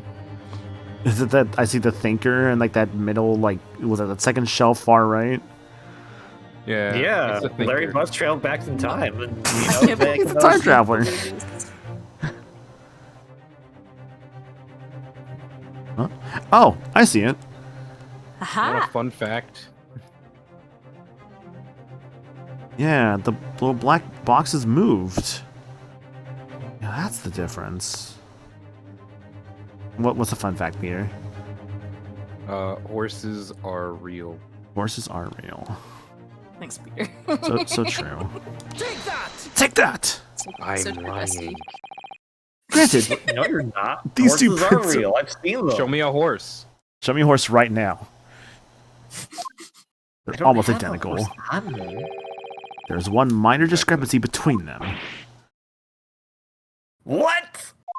If horses are real, what about my Uma Musume? I'm sorry, Superstar. Agnes Tachyon is not real. When you view the two pictures stereoscopically,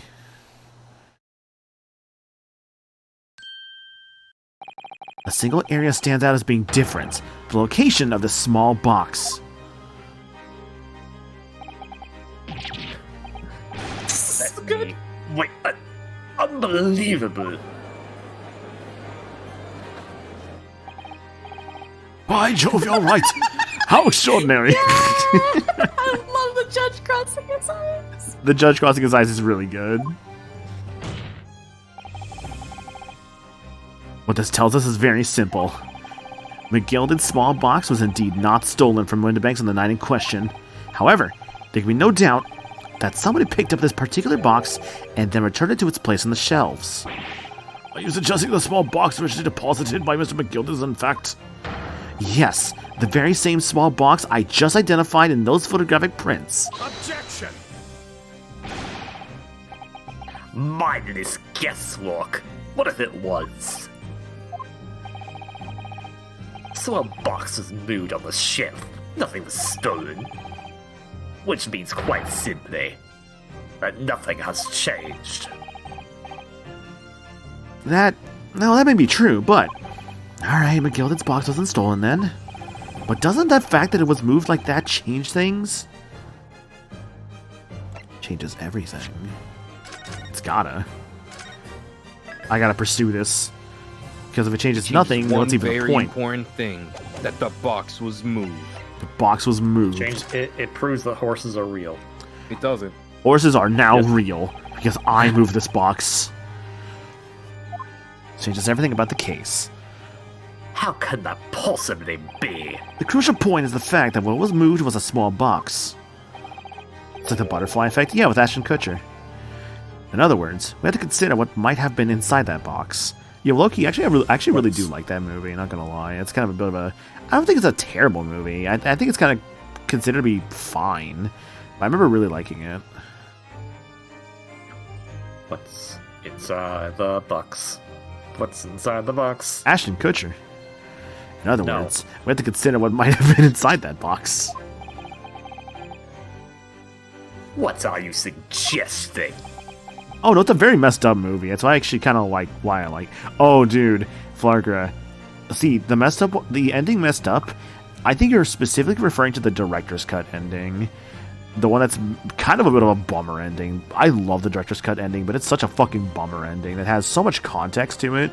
If you pay attention to like the dialogue, because like there's a specific line that's like, oh, this is definitely. There's layers to that, like, director's cut ending.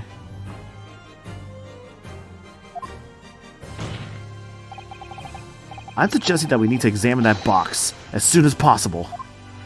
A vital piece of evidence is sitting on the shelves at the Windibanks as we speak. Objection! That won't be necessary. Some little box belonging to a man who died 2 months ago can't possibly be relevant to this trial. The court does not uphold your objection, Lord Van Zeeks. Bailiff, arrange for an officer to go to Baker Street at once. Obtain the small box in question and bring it back here for further examination. Okay. This is a kangaroo court. You know, it's rare when you see the prosecutor get their objection denied. Yeah, I was thinking about that, because you're right, like... Them just straight being like, yeah, Van Zeeks, no, actually, we're going with the attorney on this one. The prosecution is an attorney. Well, you know what I mean.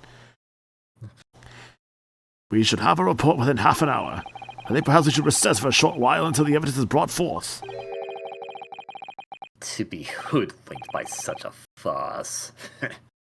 Disappointing. I beg your pardon, Lord Van Zeeks. This is nothing but a smokescreen. A Nipponese specialty, it would seem. What are you trying to say? My learned friend has persisted with the same line of reasoning from the very beginning. But this witness's intent was to steal an article belonging to Mr. McGilden from the pawnbrokery. Yet common sense tells us that none of the articles have value enough to be worth stealing in the first place. Exactly. It would be beyond absurd to break into a place for the purpose of stealing such commonplace property. Okay, but then here's my question. Why did Gregson want that disc? Why did Gregson want that disc? Why did he want that disc? If your lordship recalls, Miss McGill perished 2 months ago, immediately after the conclusion of his trial. A trial in which he was found not guilty.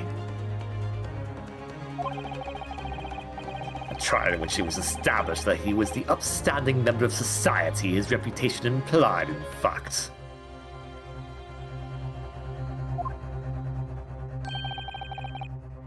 So I propose a toast to my learned friend and his most insightful defense.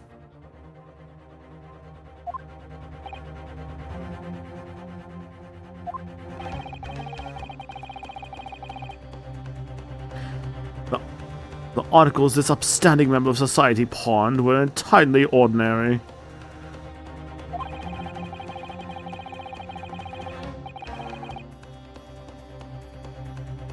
A black overcoat just happened to have a music box disc in one of its pockets, and a small box.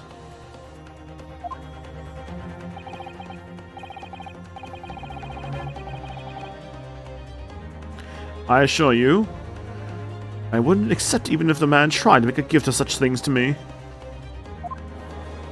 Why did you want it then? Yeah, it does make rather a lot of sense. Sounds Plus, gold if it's juice, not- is it? Though goodness knows, Mr. McGill was rich enough. I love my rat. Yeah, that's the last one said. Prosecution's argument is undeniably compelling.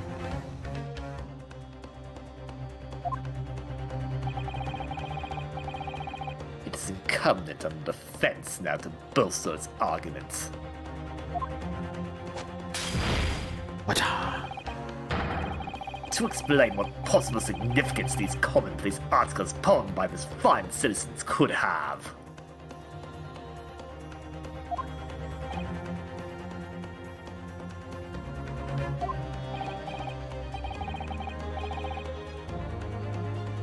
Well, counsel, is that your argument in fact demonstratable? I don't think he's a dictator. I think it's more so that he's just like some Russian, like... Revolutionary. It's like a revolutionary? Yeah. Yeah, because this would have been around the time that, like, this is meant to be late 1800s, early 1900s, so if you know your Russian history, it kind of makes sense. Rasputin. Rah, rah, Rasputin. Russia's greatest love machine. Lover of the Russian queen. Good song, by the way. Are you able to show proof that the disc or the box are in any tangible way related to this case?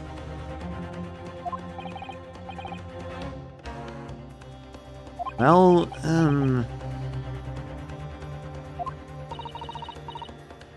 What's the matter, Runo? We know... we know that they're related, don't we? They're both vital pieces of evidence. Yes, of course. You and I both know that.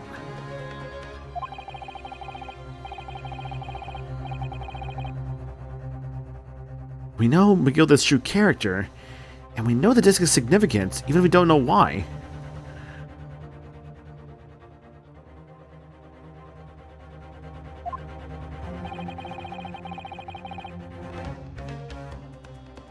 But if we explain all that to the court at this point,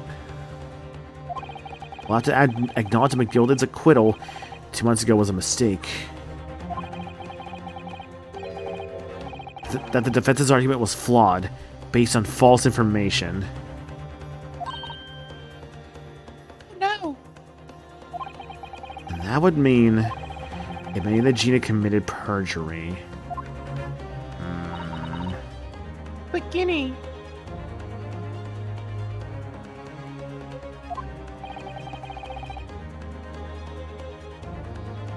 Could it be? Could it be that Van Zeeks knows?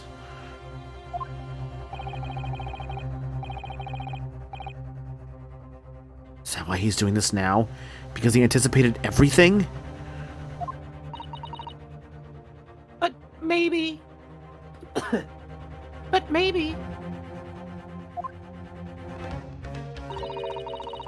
this could be a great opportunity for us.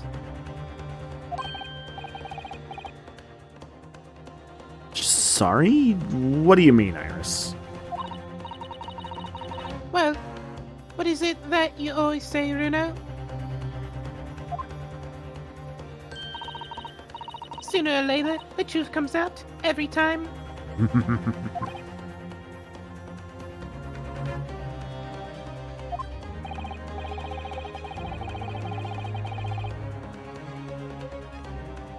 All right.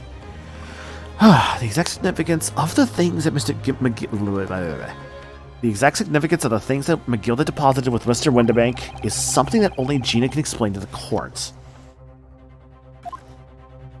Thanks for the hydrate, Rabbit. Appreciate it. When I put her on the stand to testify about that, it could critically damage our chances of winning this case. What's the right thing to do here?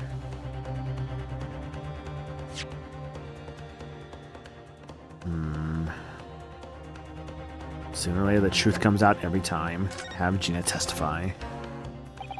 My lord, the defense would like to make a proposal. Oh, what proposal, counsel? While the court awaits the arrival of Mr. McGilded's small box, I would like to call the defendant, Miss Gina Lestrade, to the witness stands. The defendant? To what end? It's to do with the various articles deposited at Mr. Windibank's, rather at Windibank's with Mr. McGilded, my lord. Miss Lestrade has information relating to them. I believe it would be beneficial for the court to hear what she has to say. It will prove the significance of the articles in question once and for all.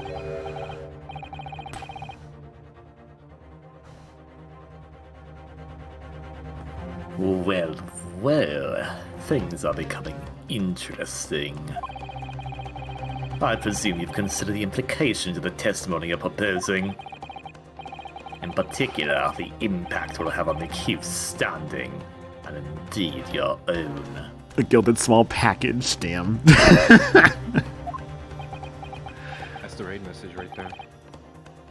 I have. Lord Van Zeeks, would you care to explain that last remark?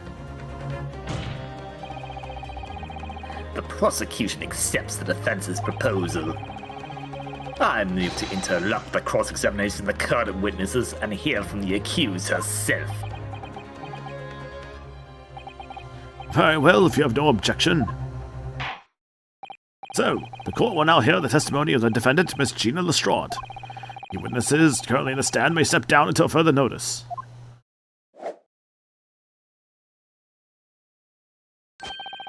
Then I shall bid you good day. Wait. You, sir, shall remain in the stand while Miss Lestrade testifies. As you wish. Alright then, Gina. It's time. I know this will be hard, but please, put your faith in me here. Good luck, Runo. Gina. Oh, there goes the Skulkin brothers. But whether they come back or not... Anna has a more consistent speaking role. Yay! Yay! I was actually I was playing Pocket Camp while all that was going on. I figured, that's fine. I caught, like, I think 4 or 5 shiny Tinkatons, or rather Tinkatinks today, because it was Community Day in Pokemon Go. I didn't realize it was until I opened my phone at one point for Pokemon Go during work. And it's like, oh shit, it's Community Day. And I was about to get a break soon anyway, so I'm like, hey, can I just go on my break? And they're like, yeah, sure, okay. So then I just like walked around for like half an hour, some nearby Pokestops and stuff, and I caught a couple like shiny Tinkatinks. Nice. Yeah.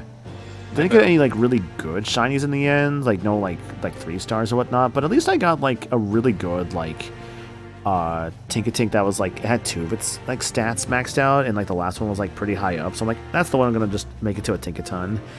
I'm kind of surprised how kind of weak Tinkaton is in Go right now. I was like, wow, your max power is only around like 2300. Seriously, that's kind of low. But oh well, it's okay. So hi, Book Lover, how you doing? Although I have to wonder if that was just because I like try to raise that Tinkatink from like kind of a low level. I really don't know for sure.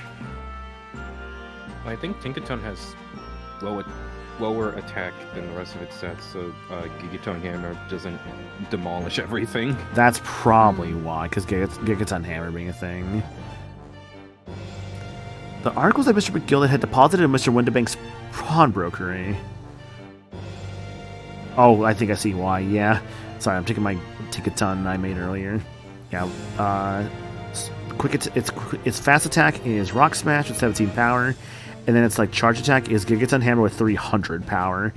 Yeah, that's probably why they made it kind of on the weaker side. I think because of Gigaton Hammer being so strong. Yeah, its attack is 75. Yeah. Yeah, that makes sense. Or rather, I guess I should clarify. 300 in Pokemon Go terms, but yeah. The articles of Mr. McGilded had deposited in Windibank's pawnbrokery are intimately related with the omnibus case, the trial of which was heard in this courtroom 2 months ago.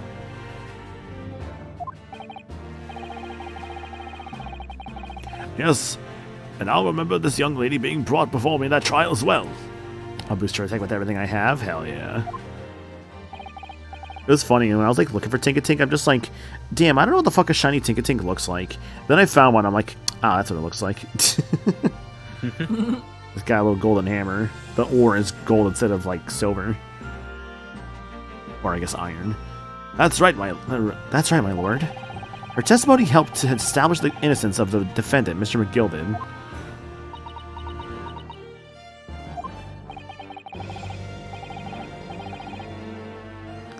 The omnibus case was intriguing, to say the least.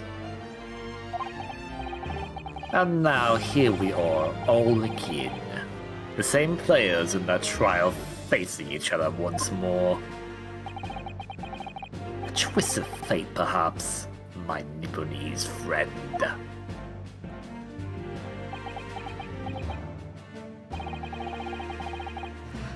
Allow me to recap the events of 2 months ago.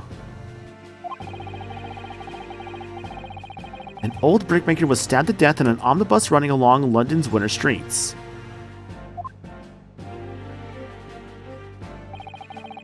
Apart from the victim, there was only one other person in the carriage, Mr. McGilded.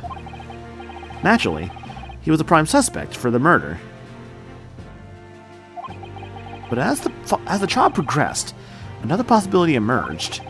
The murder in fact took place above the defendant's head on the roof deck, with the body then being dropped to the skylight into the carriage below.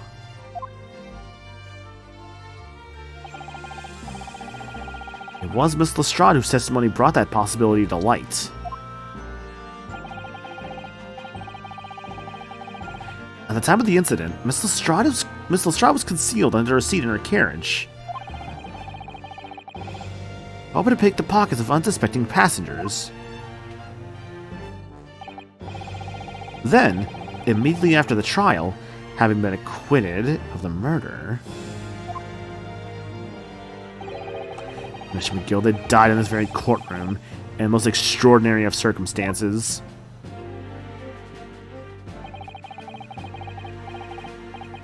A mystery that remains unsolved even now, 2 months on. As indeed does the omnibus murder itself. And the biggest thing still, like, who set the omnibus on fire, and also, why was McGilded just in that, like, burned omnibus? Like, why did he stay in there? Or rather, who probably likely knocked him out, and or potentially even killed him? It's so hard to say. Be that as it may, I recall neither the disc nor the small box being mentioned in the course of those proceedings. Miss Lestrade?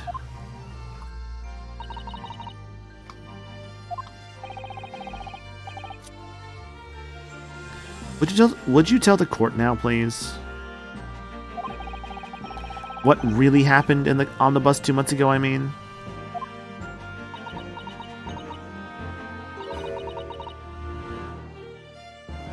I don't know what you mean. I already said all of what I know.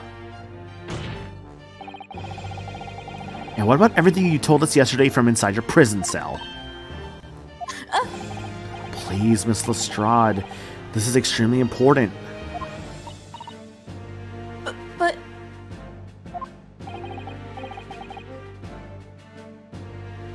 Remember, little girl. transpires that you willfully withheld information in the trial 2 months ago. The Home Office will seek to prosecute you for perjury.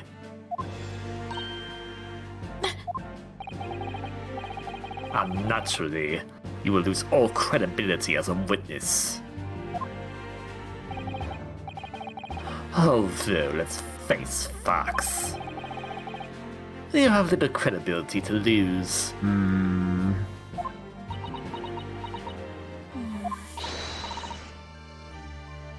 Ginny, don't listen to him. Please, you have to trust Runa now. Iris? We're on your side.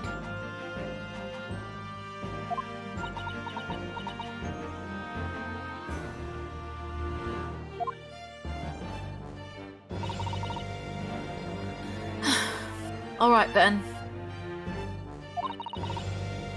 I'll talk. It's the right choice, Gina.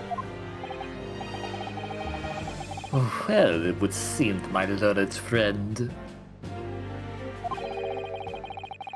Is hell-bent on bringing the entire courtroom down and about his ears. So be it.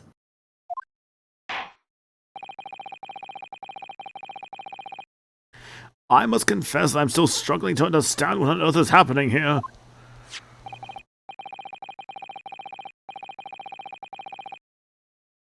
However, it would appear that Mr. McGill has pawned articles on that extraordinary case of the omnibus. Harbor secrets of which we have been hitherto unaware.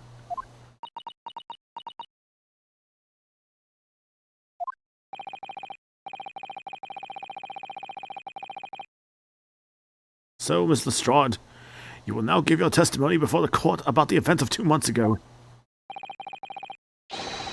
You will reveal the truth, a commodity sorely lacking in your original statements. This is it then. Everything's gonna come out, like Van Zeke said. A line. This could bring the whole courtroom down about my ears, but as a lawyer, I'm prepared to take that risk. The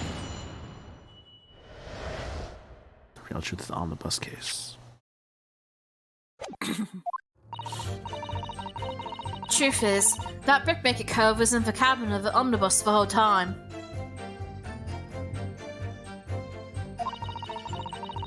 When the Irishman dragged me out from under the seat, I saw that disc on the floor.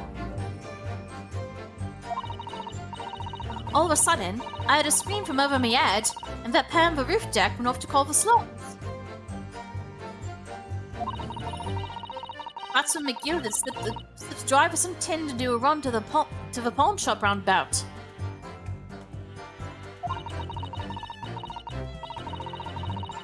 He threatened me not to snitch, not to say nothing, and to no one about what I'd seen or heard.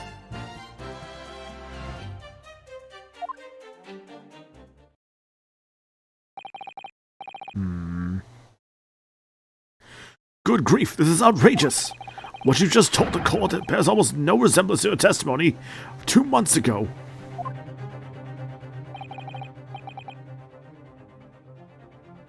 As you say, my lord.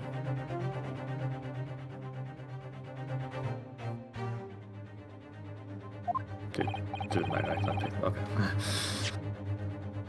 Wait. No, we heard you. Oh, okay. I wasn't sure. Yeah, sorry, I used it. I'm sorry, I'm like a little out of it. Okay. You're fine. You got this, you got this. Then there's every chance I may have adjudicated an error in McGilded's trial.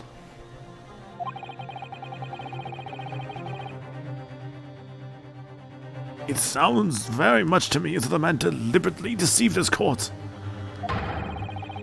in an effort to cover up the most wicked of schemes.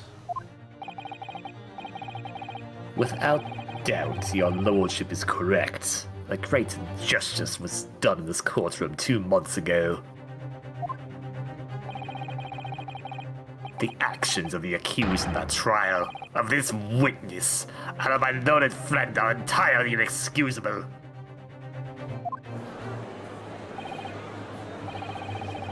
whole trial was a farce? It was all lies?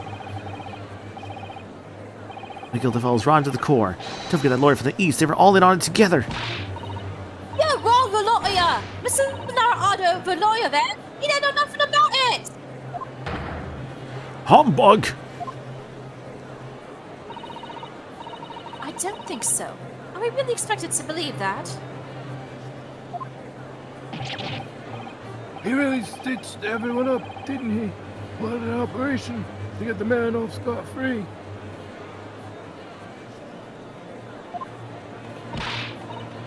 Unforgivable. Stop. The lies have to stop.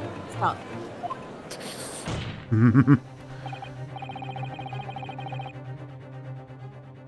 Yes, the defense made a terrible error of judgment.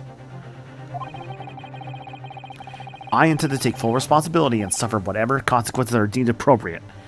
However, to Kimiko eat? No. I don't think he did it, unfortunately. It's busy. Yeah, we've been busy.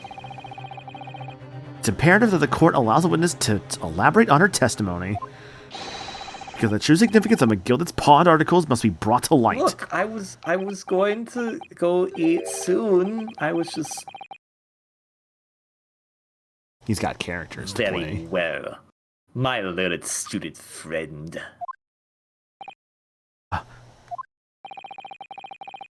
Given the depths of the calamity you've just plunged yourself into, this may well be worth hearing. Words fail me. The situation is utterly deplorable. Mr. Naruhodo! Yes, my lord. I will decide upon your fate following the conclusion of this trial. Of course, my lord. Blimey, Mr. Narado. Now, counsel, proceed with the cross-examination. Basically saying, like, I'll probably have to deal with something when the court's done. The real truth of the omnibus case. Let's go. How could I forget? Did you notice something? Did I notice something? No, continue. no, Zora, don't worry about it. No, not in the text. It's not a text. Continue. Not in the text. Alright. You were hiding at the cabin at that time as well, weren't you, Miss Lestrade? If I remember rightly, in a storage compartment underneath one of the seats. The seals. Do you see any? Yeah.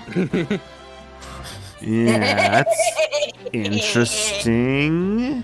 What the bloody hell am I still here? Interesting why these two are talking. Ja, aber wann sieht's grad Kulis?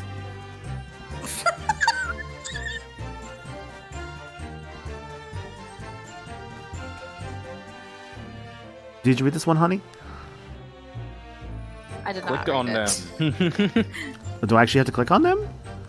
You can. If you It's want not to. going to do anything right now. Feels weird that I can. You can always click on people. The pursue button is there. Excuse It's me. always there. There's something you'd like to share with the court, Inspector Gregson and Mr. Graydon?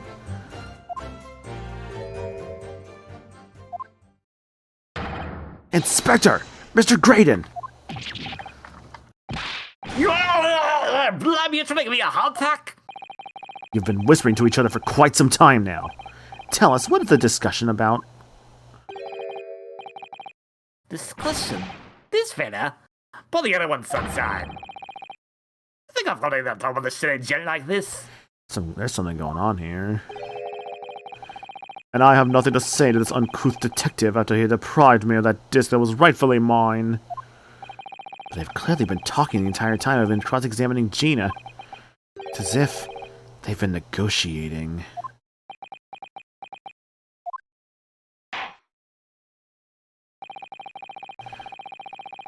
Well, kindly refrain from talking amongst yourselves while the witness is giving testimony. Yeah, sorry, my lord. What were those two talking about? Miss Lestrade, continue with your testimony, please.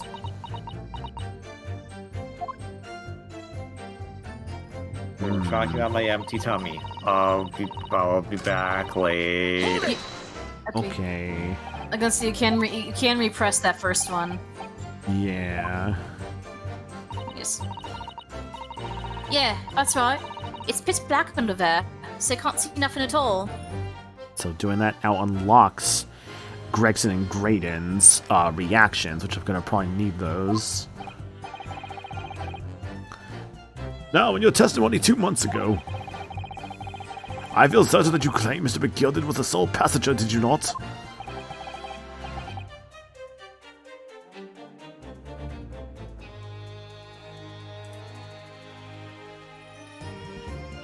Drill!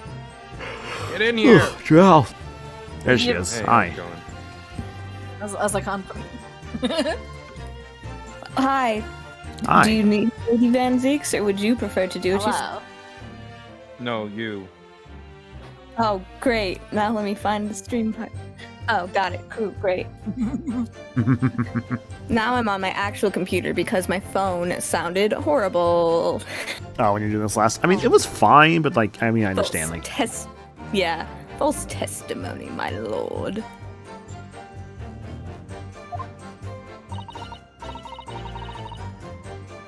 That's what you told me I had to say.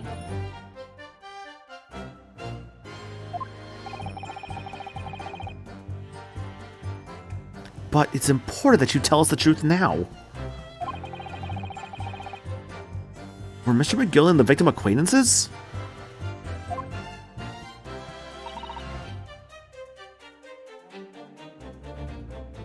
I don't know. But I did hear him talking a lot.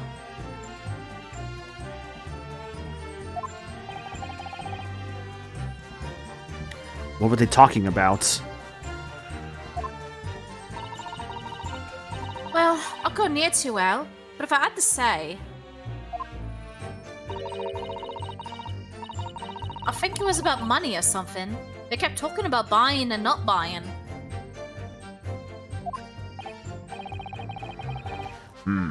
Perhaps business dealings of some kind.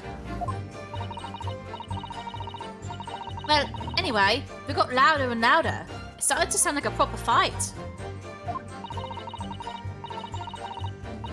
I was pretty scared by then. I hardly dared to breathe. And then all of a sudden, I heard a noise like someone keeling over on the floor. It was blooming loud and all.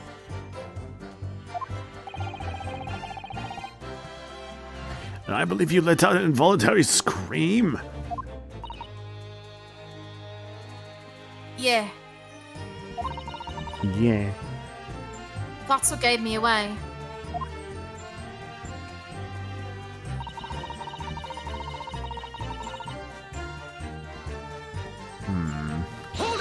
Hold it. Was the disc you saw this disc?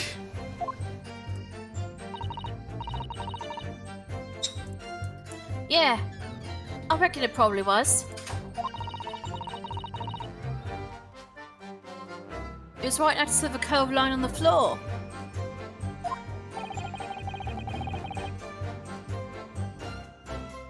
Could this disc have belonged to the victim, perhaps? I don't know, but McGill had picked it up pretty smartish. And then he sat the cove with a knife in his belly up on the seat. What did he say to you at the time?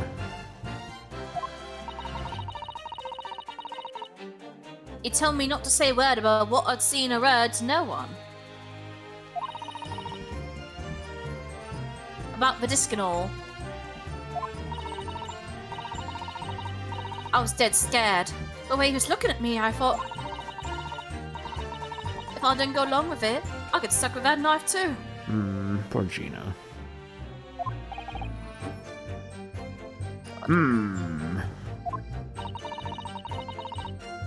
Then he started asking me a load of questions. Like what my name was and where I lived and that. He asked me about being a diver too.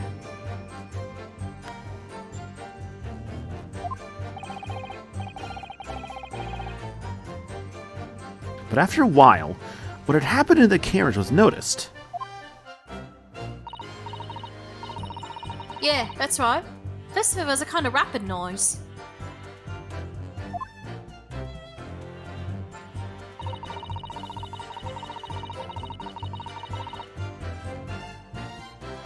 Okay, next statement.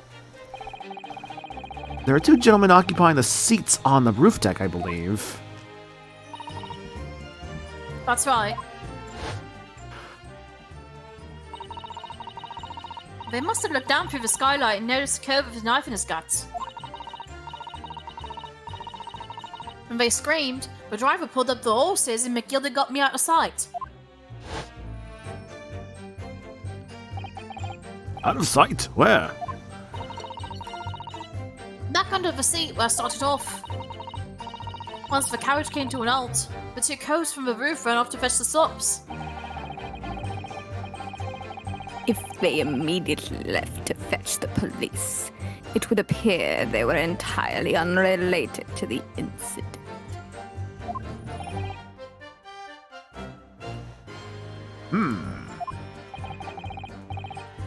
You know, Sagami, appreciate the lurk, dude. Hope we're doing good. So left with Gilded, the driver and you still at the scene. Yeah. Only the driver didn't know it was there because I was under the seat. I heard the cabin door open and I voiced him outside. The driver, yes. He also testified at the trial, I believe. This is exactly what he looked like. A fellow went by the name of Beppo, if memory serves. He had a monkey with him. Watch. There it is. Love that monkey. Thanks for summoning the monkey there, man. Appreciate it. Nice.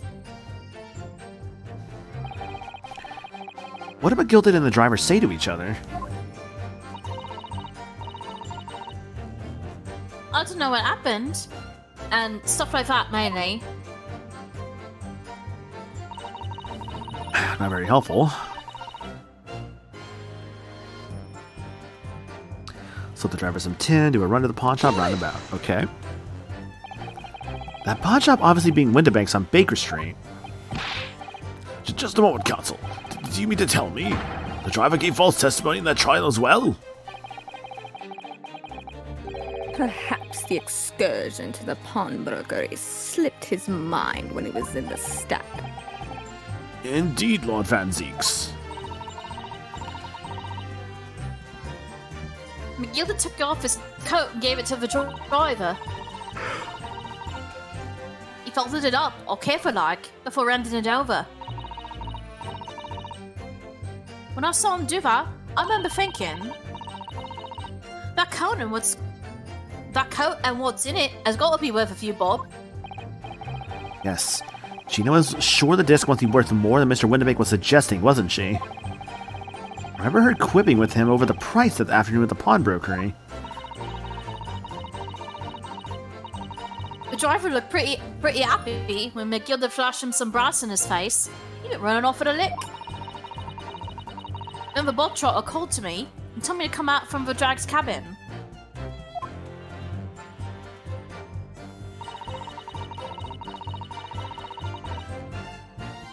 Threatened me not to snitch, not to say nothing to no one about what I had seen and heard. Threatened you how exactly?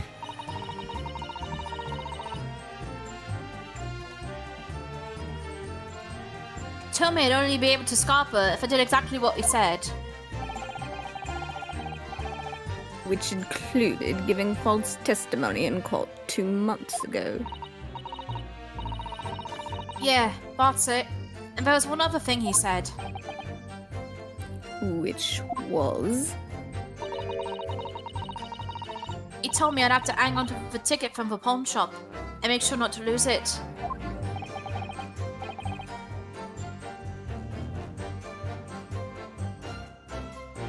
The ticket? Well, I never.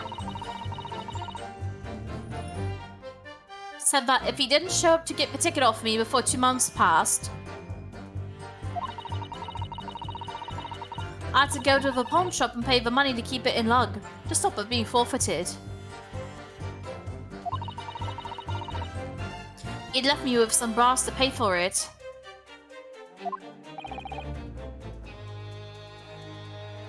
But really? Why on earth would Mr. McGilded have done such a thing?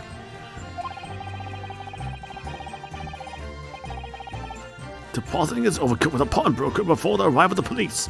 It makes no sense at all. There would seem to be only one logical explanation, my lord.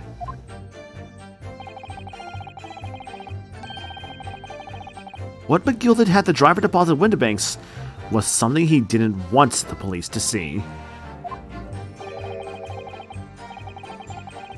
Something very important that he had to hide at all costs.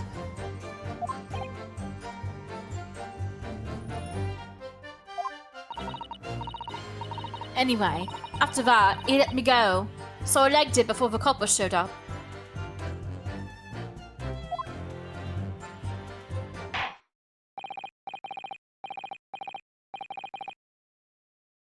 Thank you, Mr. Strahd. Thank you, Counsel. I've heard enough.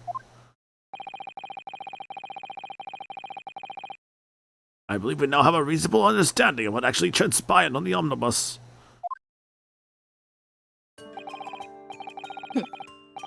It would appear on the night 2 months ago, a negotiation was taking place on the omnibus. A negotiation concerning this disc. However, matters did not run smoothly. When the parties involved began to quarrel over price, McGilded took what he wanted by force. At the expense of the other man's life.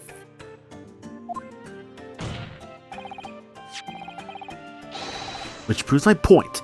The disc is clearly extremely valuable in some way.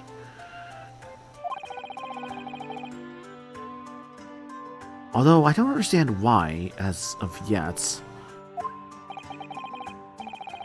And 2 days ago, precisely 2 months after the omnibus incident,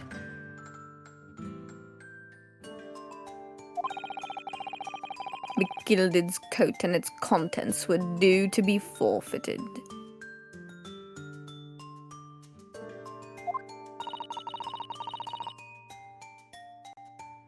I didn't know what I should do with the ticket. I mean, the Cove died right after his trial. I knew that. So you decided you would try to claim the articles as your own? Well, why not, eh? They were only going to be forfeited. Why shouldn't I have got them? Anyway, you can't blame me for thinking about it. Thinking ain't no crime. I love her. Mr. Strahd, it would appear Mr. McGilded was prepared to kill in order to take possession of this disc.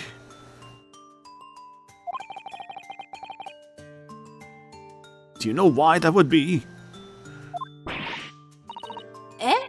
I ain't got a clue. But I reckon it must be worth a fair bit of brass. He was probably going to sell it.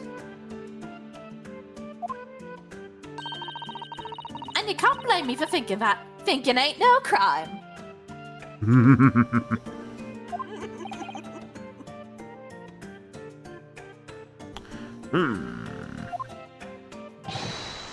My lord. Or actually, no, someone else. My lord. That's probably the... My lord! The evidence your lordship requests has been located and is ready for the court's inspection, sir. So it's been 30 minutes, huh?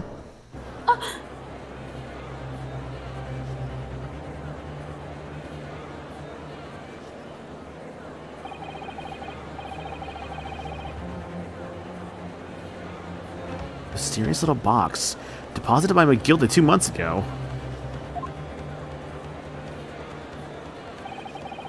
There's no doubt in my mind that's a key piece in this far-reaching puzzle. We get to finally hear what the sound the disc makes. To be continued. On the next episode. Oh my god!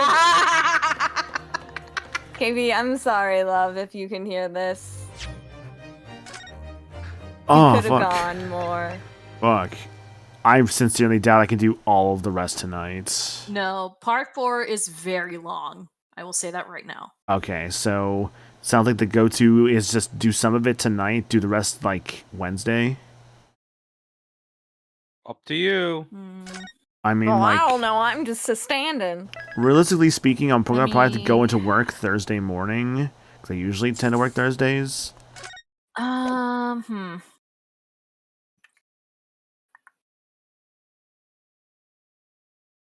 I don't even know what this game is, and I'm damn interested in what the freaking disc has to do. Logic at the- puzzles, technically. Now, there's quite a bit before the first testimony of part 4, so maybe they. So thinking maybe like just get to the first testimony. Yeah, that's probably your best bet. Okay, I could do that. Let me like bathroom super quick before I do that though. If that's cool. Okie doke, you get to stare at the music box. Look at this box. Anyways, BRB guys. Well, welcome to the Maniacals Not Here podcast. I'm not a host. I'm a guest. Who's the host? You're the host now. I don't know. What do you mean I'm the host now? I host the You're Twice the Not Here host now. podcast. Oh, okay. Well, does anyone have any Thanks, Akers. anyone have any burning questions for our hosts and our guests? Apparently you guys are the guests, even though I'm more of the guest because I'm not here as often. Any burning questions from the audience? Can you prove Yeah, I'm not here often? Can I prove I'm not here often? That I'm watch not the here VOD. often. That you're not here often? No, I can't. Mhm. No, you're here more often than I am. That's what I was saying. Prove you it. guys are more. I think it's Sholmes that's here more often than me. Oh, I'm sorry. Oh, well, but Sholmes is in the hospital right now, so. But he had a lot. If Exactly. you go back in the VODs, there's a lot of times Sholmes shows up. Wait, we're proving about you. There's some times that you show up and Sholmes isn't there, a la right now. What? No, I'm just Iris. Oh, hi Iris. Welcome to the Maniacals Not Here podcast. How are you today? Who's this maniacal person you speak of? Oh, he's one of the guys in the the audience, who kind of heckles everyone. Ah. Yes, I believe Hurley likes one of those famous stories. Insert Oh, yeah? story here. Wow, I love insert story here. That's one of my favorites, actually. What is my I opinion simply on? can't get into it. The Hurley is absolutely fascinated by it. All right, Iris. Do you know what a car is? It's the 19th century. They have cars in the late 19th century, don't they? The 1900s is what I meant. They also have cars then. Prove it. My God. My God. When did they invent cars? That's not a good enough query to ask. You should be typing in when did cars become a popular mean of When not motivation. did cars Um, become common?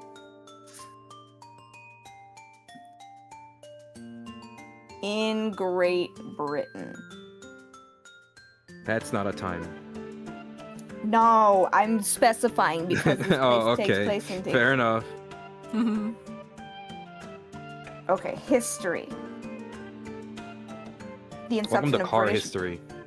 the inception of the British motor industry can be traced back to the mid 1880s when there were several key developments. June 1895, promotion of motor cars into the United Kingdom. Taken over, yeah. UK's first serial production car was made in January 1896.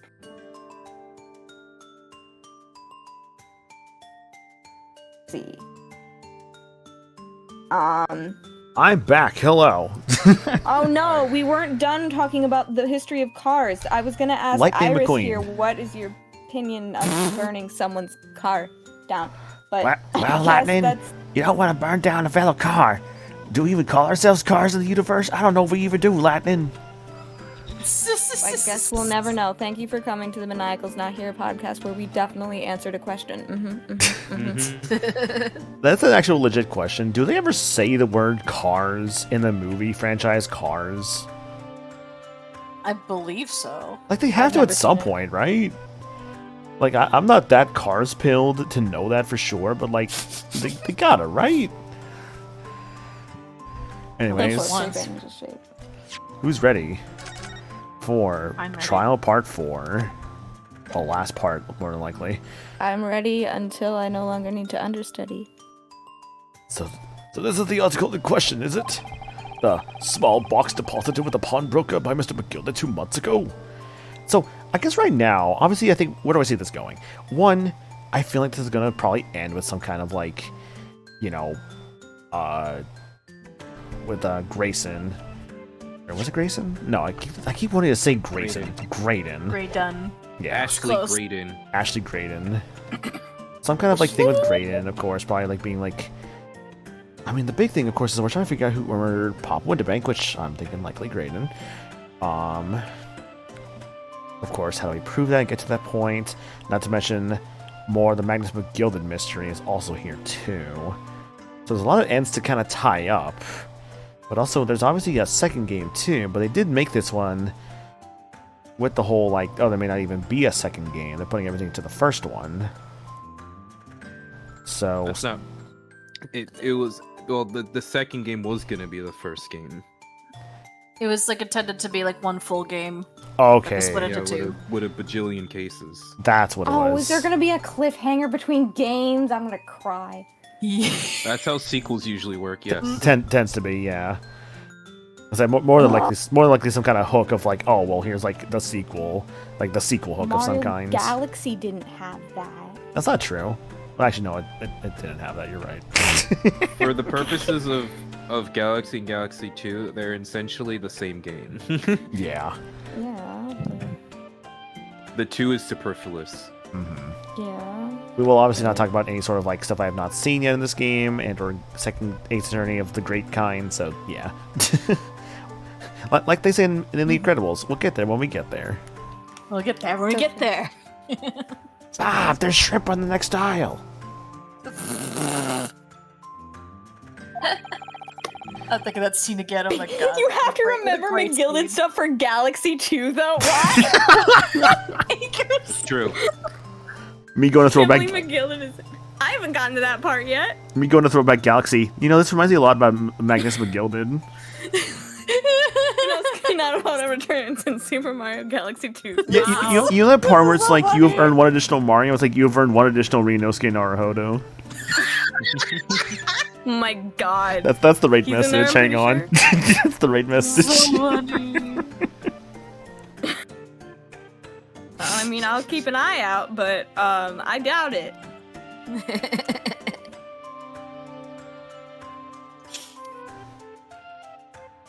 There we go. Alright. I'm making a joke about spoilers. Yeah, please no spoilers for very honest Yeah, reasons. do not spoil it. People have been great. People have been very great about this, which I do appreciate, obviously. But yeah. I've been the best because I don't know what's going on. See, you haven't played this. You don't have the context. No.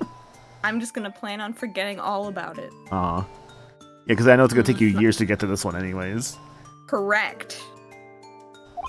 And I am Mr. Winterbank's murder. The only item on the shelves that was touched by whoever broke into the shop. Yeah, I've played this. I figured as such. Yeah, it sounded like you did, Private Butter. Quick, let's open it and see what's inside. A pencil. Oh, it's a music. It's a little like music thing. Teddy. Good gracious, this is no ordinary box. It seems it's a music box. Wow, Tell the truth, I had an inkling that might be the case. Well, me too. Yeah, me too.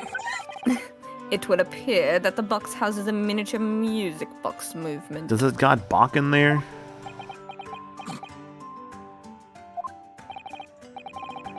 Then, is it too much to expect? I think it would be reasonable to assume that it is a device for the playback of this disc, my lord. But I bet you it's not going to be music, is it? It could be a secret message. Okay, so My brain has been going dark this whole time, and I'm just waiting for it to be not as dark as I think. sorry, I'm just like seeing like Gina just in the middle, and the other two just like awkwardly on her left. Just like, guys, you can like scoot over a little bit. We're here too. We don't want to be associated with her. She's a thief. She's stinky and a sewer rat and She's smelly. Stinky. She's 17 years old. Give her a break. Street lights, people. Rap, street rat, scoundrel. Take that. Holding on to a prayer. Whoa. We're singing 3 different songs because I was hearing Reese Puffs. Beat 'em up. So true, Peter. So true. I give a dick like CPR. Say it ain't so. I will not go with the There street. once was a man who called Roger. He was king of the pirates. Show me. Easy. Check out it. So here we have the means to play back Mr. McGilded's disc, deposited at Winterbanks at much the same time. Not strictly correct, my lord. It was not McGilded's disc. It was the disc of his victim in the omnibus. What's amazing is all those song matchups are what's on the disc. Man, they burned CDs really impressively in the 1800s / 1900s. We've determined that it's the 1900s, actually. Yeah, like around like turn of the century, like 1900, 1901. Blink-182, Aladdin. Blink-182, you got Aladdin, you got Journey in this thing. Like, oh man, this thing's got everything. Blink 1900s. Yep. Blink 1900s. Blink 67. No. You know what? I just finished watching Wicked, so. Flip it around, Wicked Witch. God. But why, for heaven's sake, why do the kids keep saying 6'7"? I'm only 67 years old. I don't understand it. You're older than that. I am not older than that. I am only 67. Your Father Christmas. You're as old as time. You're 300. I'm not the Spartans. Are we to understand the Brick Master was Holy trying to Father sell his Christmas, music for box God's disc to sake. Mr. McGilded?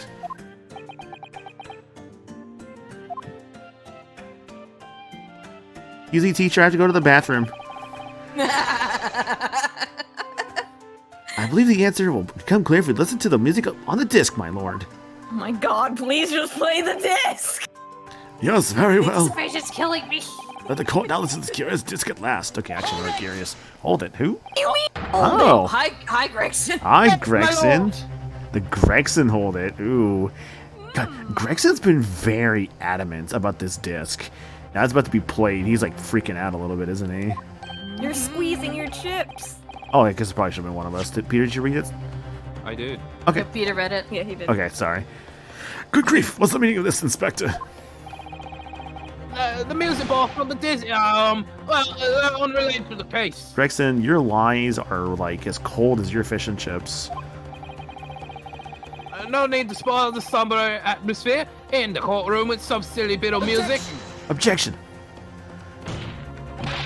This disc may very well have motivated the culprit in this case to commit murder. Clearly, there's every chance that it's fundamentally important to understanding what happened. Prosecution has no objection. But no, that piece of evidence. Clearly, Scotland Yard has some vested interest here. But it is policy of this prosecutor to leave no avenues unexplored.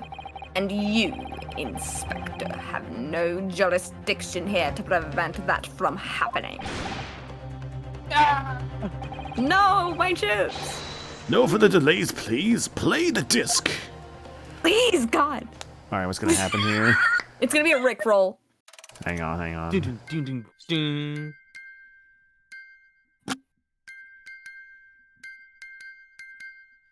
Morse code?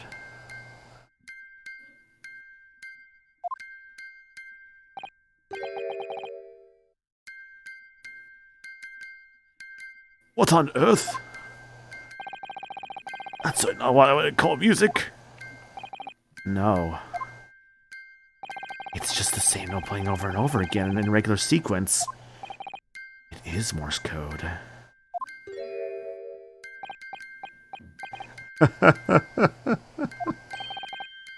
Mr. Creighton? This really is priceless. Shimmy, shimmy, wabam. After all that, the music box is broken. Broken? It can't be, can it? God, is it actually Morse code, or they just put it upside down? What's going on here? Well, obviously. In fact, I wouldn't be surprised.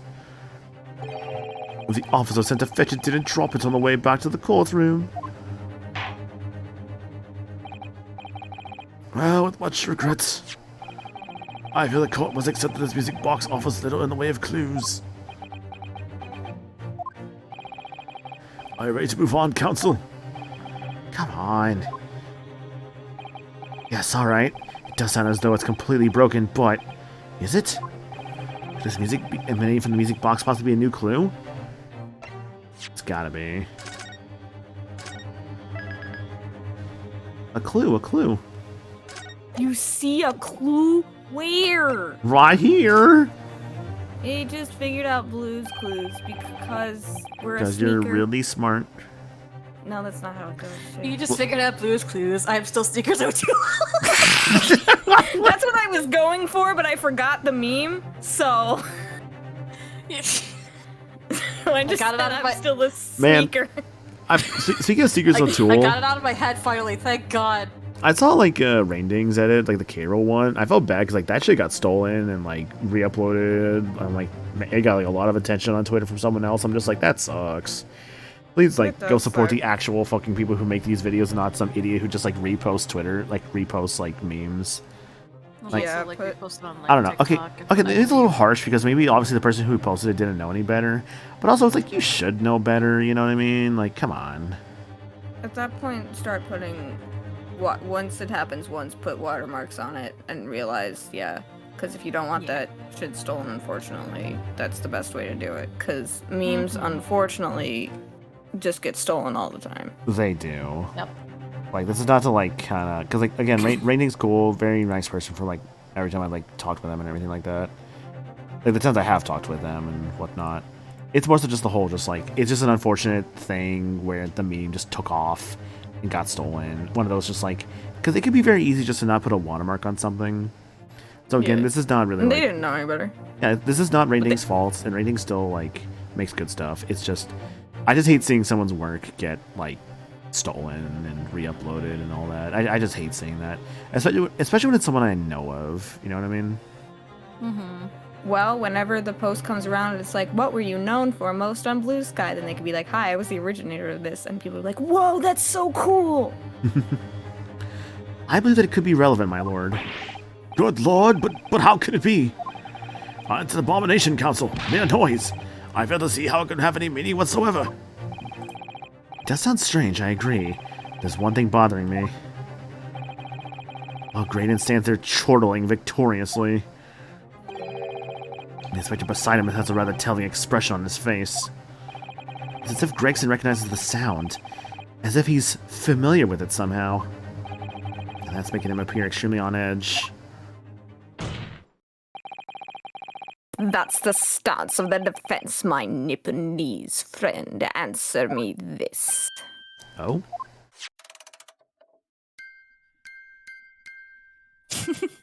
Play it again. What relevance do you propose this woeful chiming has on this case? It's the defense's belief that the sound emanating from this music box is... not supposed to be music. Just because this is a music box, it doesn't necessarily mean the sounds we're hearing are music. Look at that. The smile vanished from Graydon's lips as soon as I said it. I'm on the right lines here. I must be.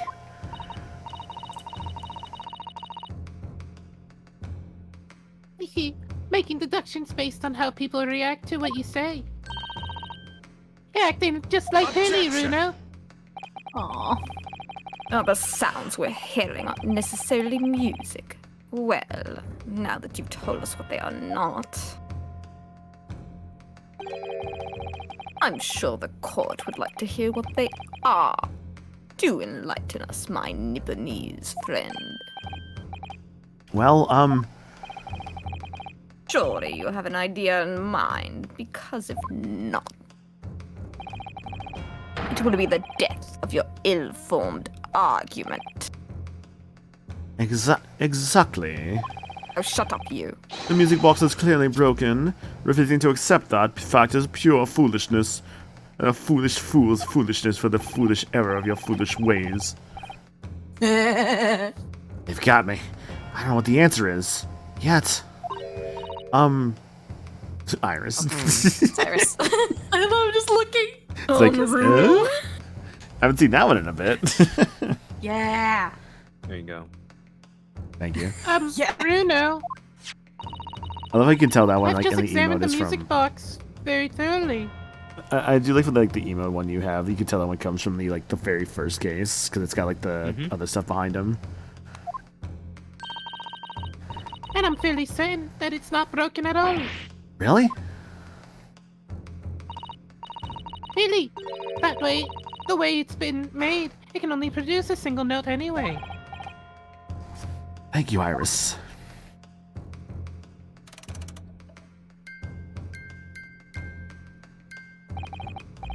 Alright. Well, the music box isn't broken. It must mean that the sounds it's producing have some significance that isn't musical.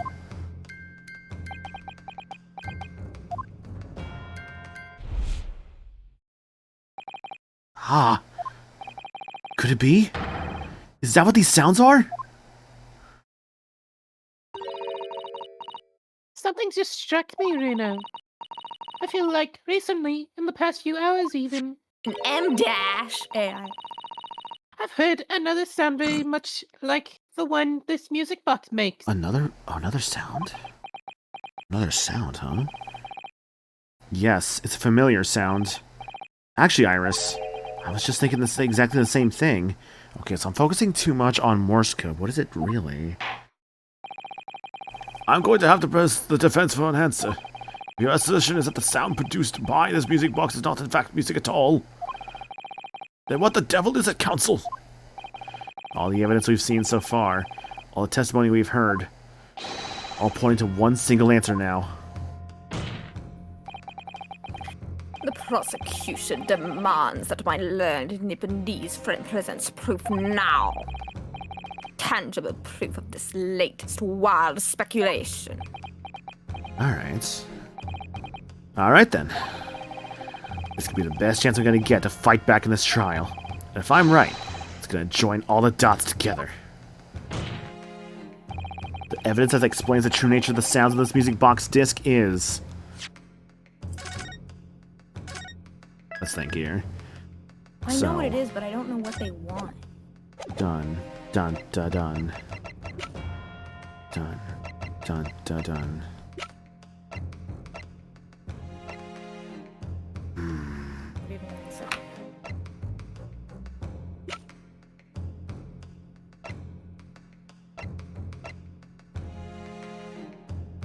Done. Dun, dun, dun. Done. Done. Could it be the photographs? The music box tells them the photographs go off? Is that what they're trying to tell me? What else can I do here? Let's think here. Let's see. Don't think it's that.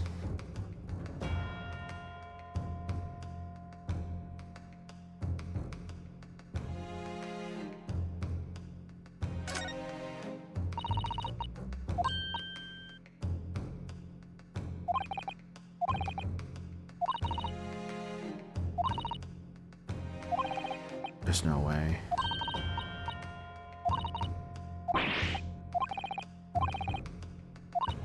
There's no way. Greg's running from pillar to post.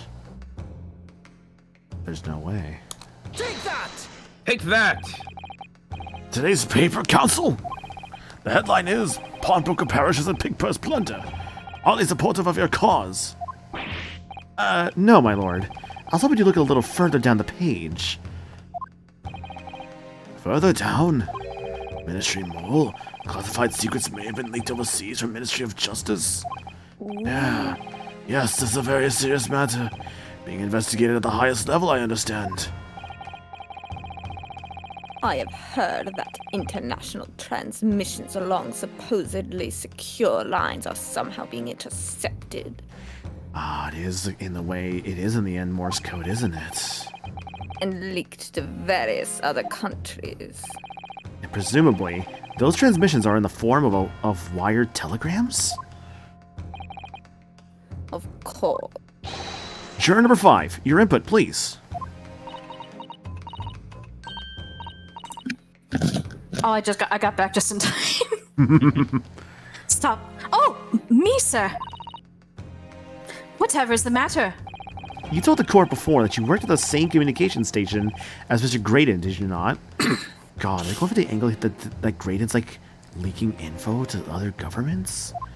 Oh man, that could be interesting if so. Yes, that's correct. And the particular station where you work deals with government communications and newspaper reports. Oh, maybe it's a joint effort with Graydon and McGilden, maybe. Maybe McGilden's got some secret sort of like thing with that. Oh, yes. We're not sure of the mill communication station at all. Our work is extremely important.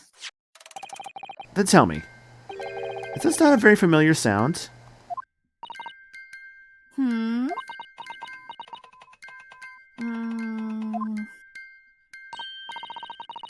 You don't mean to say, is it? That's right, madam. It bears more than a passing resemblance to the sound made by your telegraph machine as you tap it. That's what it is. I believe it's called Morse code. But I don't believe it. Now, correct me if I'm wrong, but when it comes to leaking telegrams from government departments, there could be nobody more perfectly placed than a highly skilled communications officer. Are you suggesting that the music box disc contains stolen government secrets and Morse code? Oh, look at that, they've moved a little bit to the right this time. Order, please, everyone, order! This is high treason, Council, deserving of capital punishment. So much new vocabulary. What is treason? What is capital punishment? The sorts of words I'd have to expect you to know. For a sovereign government, confidential information. Hostile nations would surely pay almost any price. Yes, and on that night 2 months ago, that was the very negotiation that was taking place inside the omnibus. Oh my fucking god, that's where this is going? Yeah! This is almost as dark as I thought. Oh my god. But in the end, the gilded perished and the all-important disc lay unclaimed in the pawnbroker. Okay, so the real truth to the omnibus, Gina was hearing about government secrets, about the trading of government secrets in Morse code, and McGilded, realizing that she heard about all of this, threatened basically keep your mouth shut or you're dead. Oh, man. My word! In which case, whoever stole the information in the first place must surely have been beside himself with worry. Because if the disc were to be discovered before it found its way out of the country, it would reveal an act of high treason punishable by death. The culprit had no choice but to retrieve it. And in order to do that, he would have to gain entry to the pawnbroker illegally in the middle of the night. Because the article left behind by Mr. McGilded would incriminate him too much if it got into the wrong hands. Isn't that right, Mr. Graydon?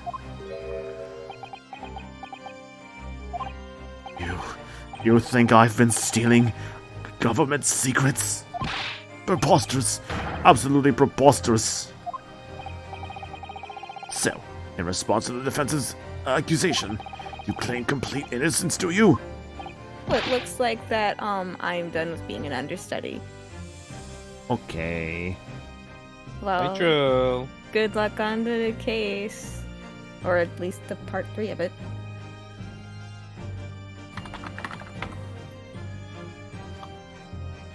Damn, I was like gonna like try and like drag KB in here while Troll's still in here, and then like Troll just like dips like the second I drag KB in. No, come back, Han. No, wait, oh, she was there for a second. I saw it for a split second. Get back here! Okay. What? What do you want? We need a fifth, I guess. I just missed you, that's all. Hi, I miss you too, love. I'm not needed. Right Get a now. room! Just kidding. You get a room. Yeah, you two get a room. Okay. We are in a room. Yeah, you We're can. literally in a room right now, actually. No, I'm outside.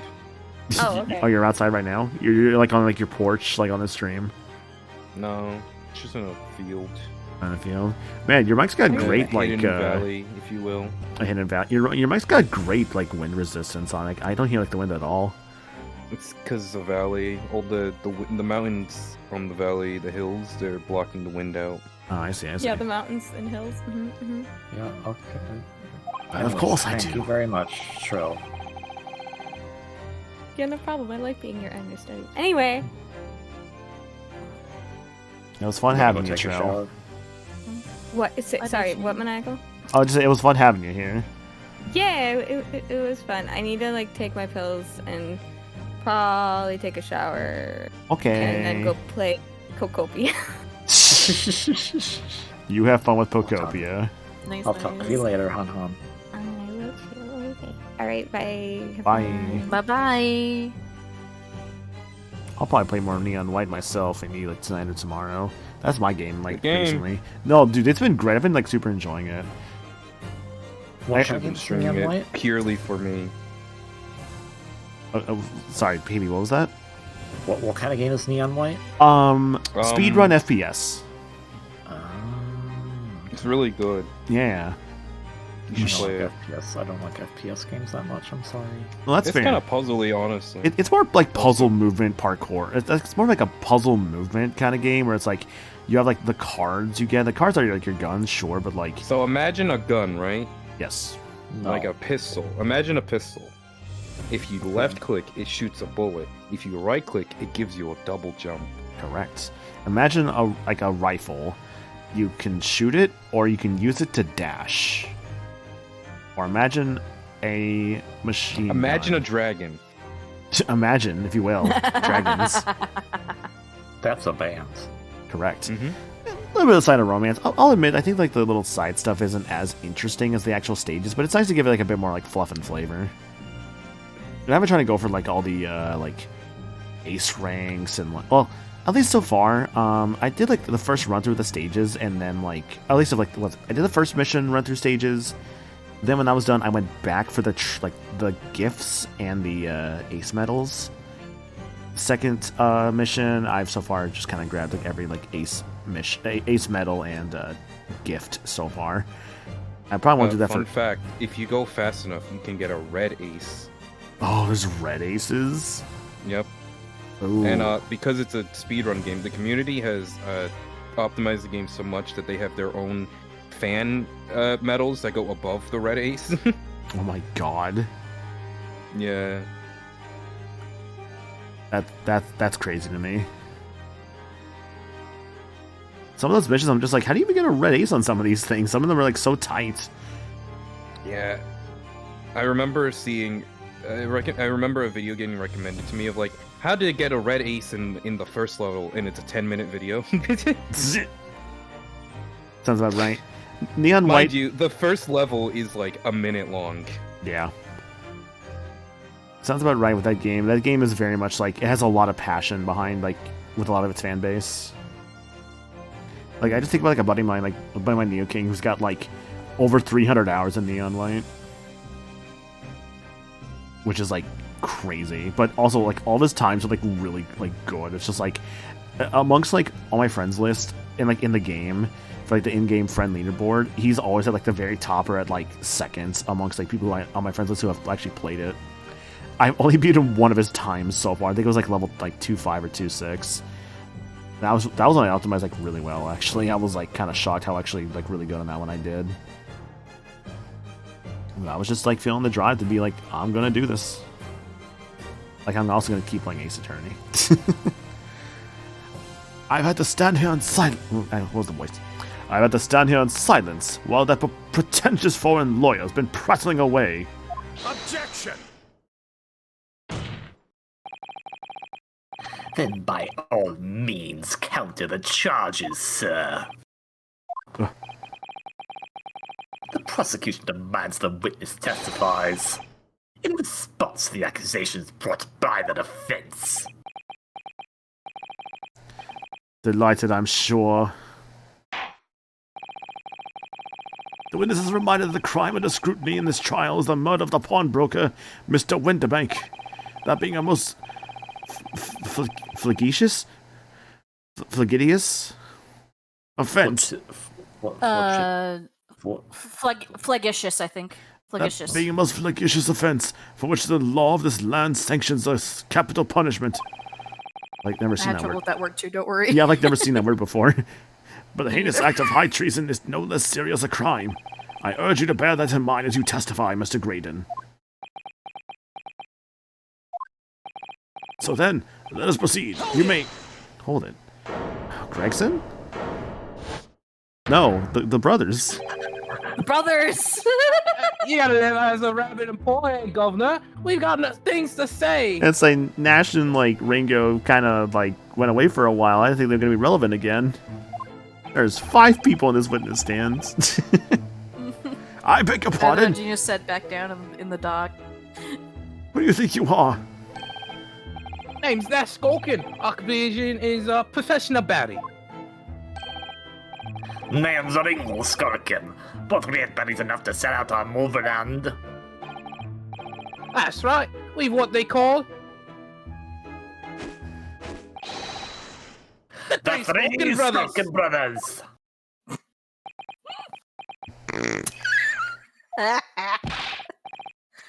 Bad timing, fellas. Very bad timing. Witness testimony. Graydon's counter. Okay, so they are really just having Gina go back to the stand. The dock, yes. Or the dock, yeah. A mere communications officer couldn't possibly steal confidential government information. Actually, I think they could with me being a communications officer, friends. Besides, the sounds produced by that music box aren't even Morse code. How do you know that? It was some low-class brickmaker negotiating with McGilded anyway, was it not? I'm no relation to the man. I could probably prove that otherwise. Look, all he's done is breaking his gaffs the other night, like what he told us to do. Oh, these guys are so great. I was like kind of annoyed with them, but not annoyed, but just like these guys are kind of whatever. Now they're just like actively making what's his name? Fuck, I don't know guy's goddamn name. Graydon. Ashley Graydon. Ashley Graydon. Just making Graydon look so much worse. If we had known there was dirty government secrets involved, wouldn't have done shit.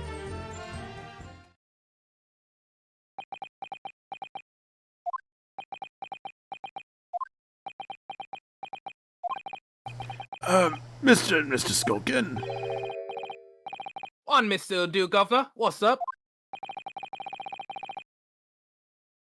Do I take it that you now admit to the crime? That on the night in question, you did indeed gain entry to the premise illegally? And moreover, you did so as a party of 3, in collaboration with Mr. Graydon there? God, the 3 Skulkin brothers, because the third one was fucking Graydon.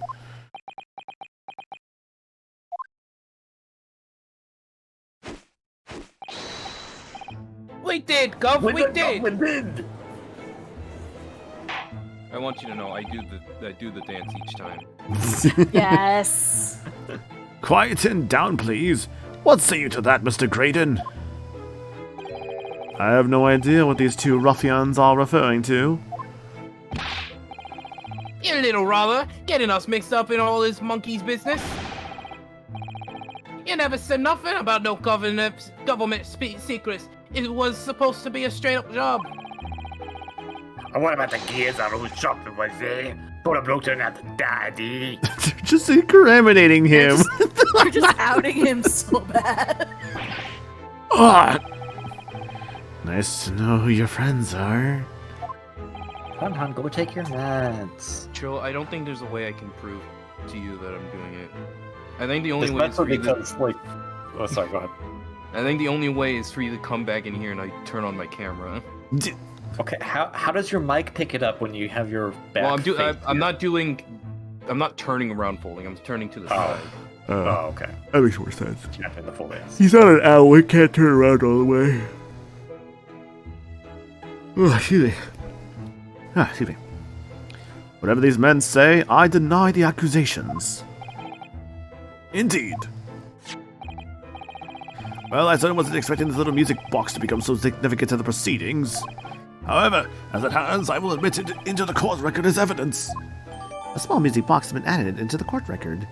Small music box. This strange music box only appears to be able to play a single tone. It was deposited at Windibanks 2 days before the Black Overcoat. Okay, she's back in the docket on the other bead.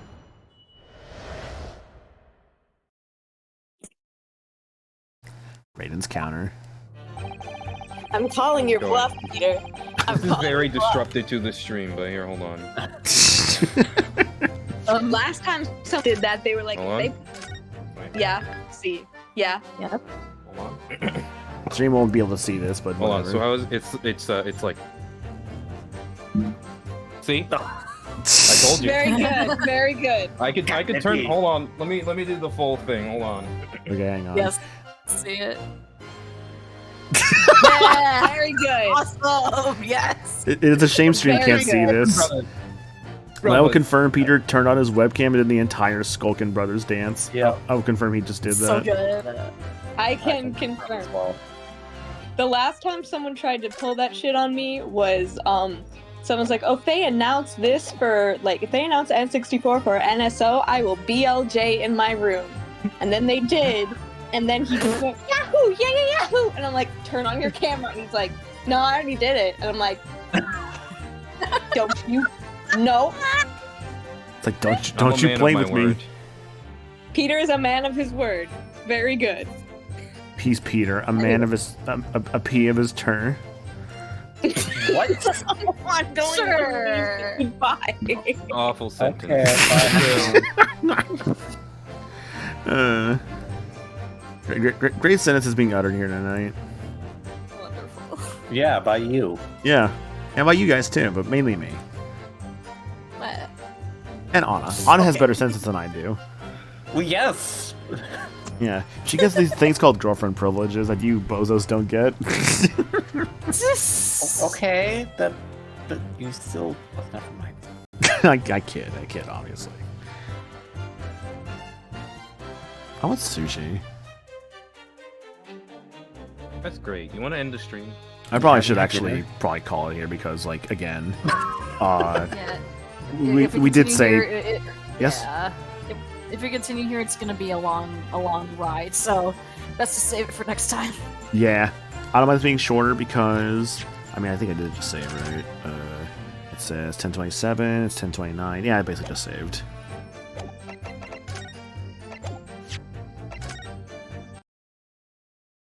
I point out you said you guys take good senses too, and Anna. I mean, look, okay, shut up. I can't speak. Okay. Speaking We're hard. well aware of this fact. I've got the speaking ability of a dog that learned how to talk. Do you have a blog? I'm just Shaggy, actually. You call me Mr. Boombastic. Wrong Shaggy. Does that mean Scooby? Which Shaggy? I got all three Shaggies. Like, I got the fucking homunculus of Shaggy right now. What? Three Shaggies. Well, Shaggy Roberts from Roberts. Rogers. Shaggy Rogers. Shaggy Roberts. I don't know who the fuck Shaggy Roberts is, but he's in there too. That was four. We got Shaggy the singer, and I don't know a fourth Shaggy, to be honest. Who the heck is Shaggy the singer?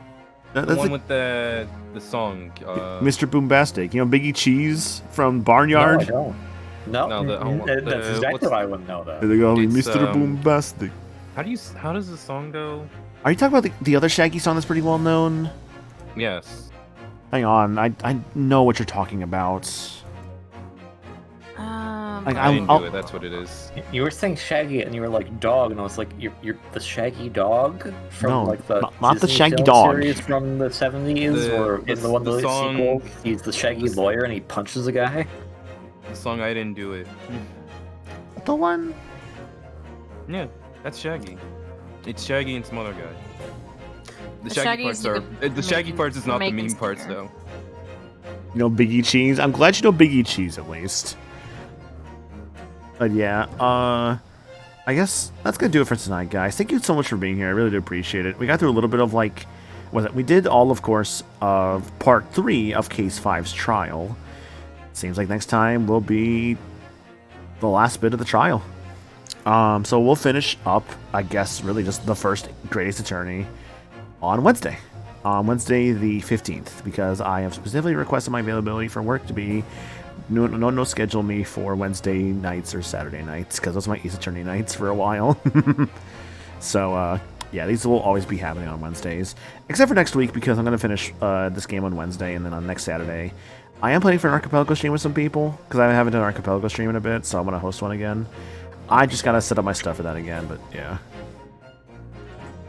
Aside from that, though... Oh, yes. Oh, sorry. Oh, no, I was going to say something silly.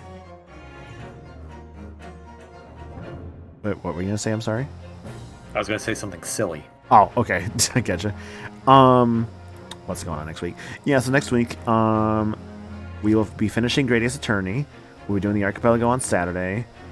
Ace Attorney on Wednesday, Archipelago Saturday.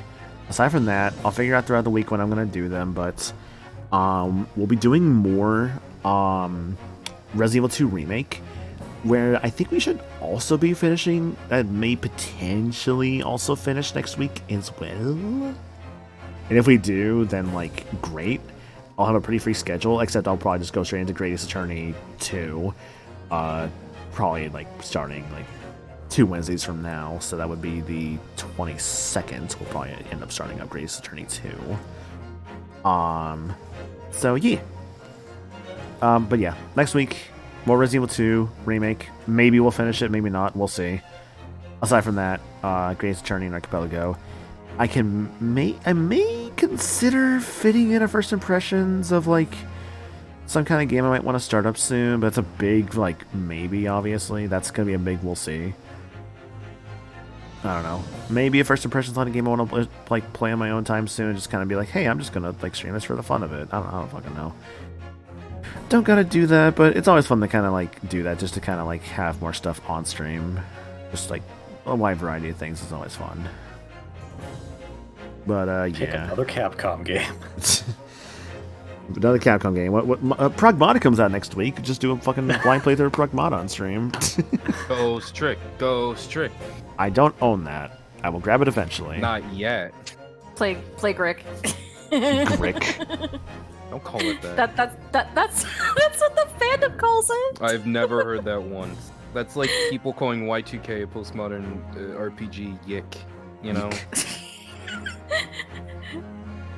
Okay, Capcom company over Street Fighter, Marvel vs. Capcom, Mega Man, Resident Evil, Devil May Cry, Dead Rising, Monster Hunter, Sengoku Basara, Onimusha, Ace Attorney. A lot of Capcom. Yeah, Project Cross Zone. Daisy has the right idea. Yeah. So true. Project Cross Zone. I have played those games. I have played those games. Those are pretty good games. I've never played Namco X Capcom though. That's what I've not played. 0. Yeah. For context, Ghost Trick is the other Shu Takumi game. Yes, I do know that. It is a Shu Takumi game. That really shoes my Takumi. Really, Takumi is my shoe. Yes. I got my sneakers on. They call me Shu Takumi. What? That doesn't even work. I'm not taking my sneakers off. I am Shu O'Toole. Still doesn't work. You can't force it. I want to play Namco X Capcom, but I'll have to sim that. I haven't figured out PS2 Simulator. Yeah, like I think PCSX2 is not too bad, but like even then. Oh, I know. You should play Ghosts and Goblins. I mean, I played a little bit of Ghosts and Goblins once. That game is hard as fuck. You know what's not hard though? If you have the financial Ending a stream. well, that, but also if you have the financial responsibility and means to, right now, you could support Anna's Throne, where she's raising my first Switch too. That'd be pretty cool if you guys want to help out her with that. It's currently And also- 70% funded. Yeah, 17%. Only 50 more percent until it's 67% funded. I hate you. Oh my god. No, but like, obviously support Anna and Cinder both, obviously. Like, Cinder's also got stuff on her throne too. Like, I think would be cool to see on hers. I know she's been collecting a lot of the Skylanders, so like, you guys want to help her out with like one of the Skylanders, I think it'd be really cool, honestly. I know she would really love that. Cinder also has Wii music, which you should definitely fund. So when I can actually experience Wii music, the game that Yes. you never frickin' played. Look, I was just really adamant about going up and talking about some bullshit I've never like talked about or played. I was just like, I'm gonna go up there and just bullshit my way through this. Yeah, you sure did, and everyone called you out on it. Yeah, it was funny though. I still think I could have raised a better argument if I just like had a more like clear idea of what I wanted to go for, but I just kind of like just went for it. No, Dish, we're very. I want to say we're kind of close to the end of it, but there's Yeah. going to be a bit. We still got a bit. We got one more stream of this. Yeah, we're at the beginning of Case 5 Trial Part 4, but we're not done yet. They try to silence me. They were wrong. You had every right to. Oh, I'm feeling hungry now, so here's the Discord. Yeah, go get food. I will a little bit. Don't worry. I'll get some food in a bit. I wasn't hungry earlier, and like, I don't know. I'm actually I feel hungry. that. There's Discord and socials and stuff, so yeah, we'll do that. I'll get food in a bit. Don't worry. I did see that like Uber Eats has irresponsibly given me a half-off coupon, so that's a little tempting. Not gonna lie. You should use that on me. I think it's signed to my account, sadly. I'd love some food right now. Actually, I guess to be fair, if I had your address, I could get that delivered to you realistically. Yeah, but you're gonna have to find my address, like finding the One Piece. Oh, I see. Gotta get all those road poneglyphs. Okay, let's All go. right. Well, hang on. I have an idea. I have an address right here. 1 second. Don't dox anyone, please. Okay, so I got... Okay, the address is... 1 second here. Do not say it out loud, please. I swear to God, I don't want you doxing anyone. 201 Waterfront Street, Oxon Hill, Maryland, 20745. That is... Oh. That's the Gaylord? That's the Gaylord in National Harbor, yeah. So you had me worried for a second. I'm not gonna dox myself on stream, hun. Okay. I'm not stupid. Sorry. Talk what the Gaylord is. I'm worried. I know. It's a pup I know you're a relocation worrier. It's okay.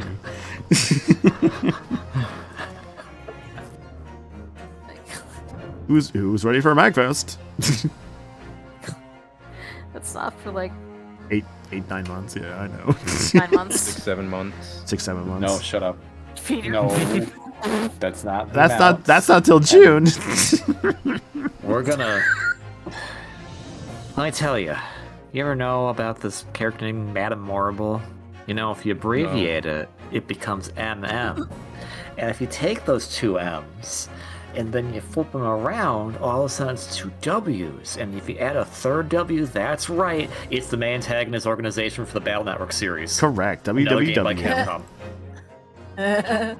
I was so tempted to server meet you, but I'm like, that'd be kind of mean. So I didn't do it. Don't worry, I left, so I didn't hear the punchline on purpose.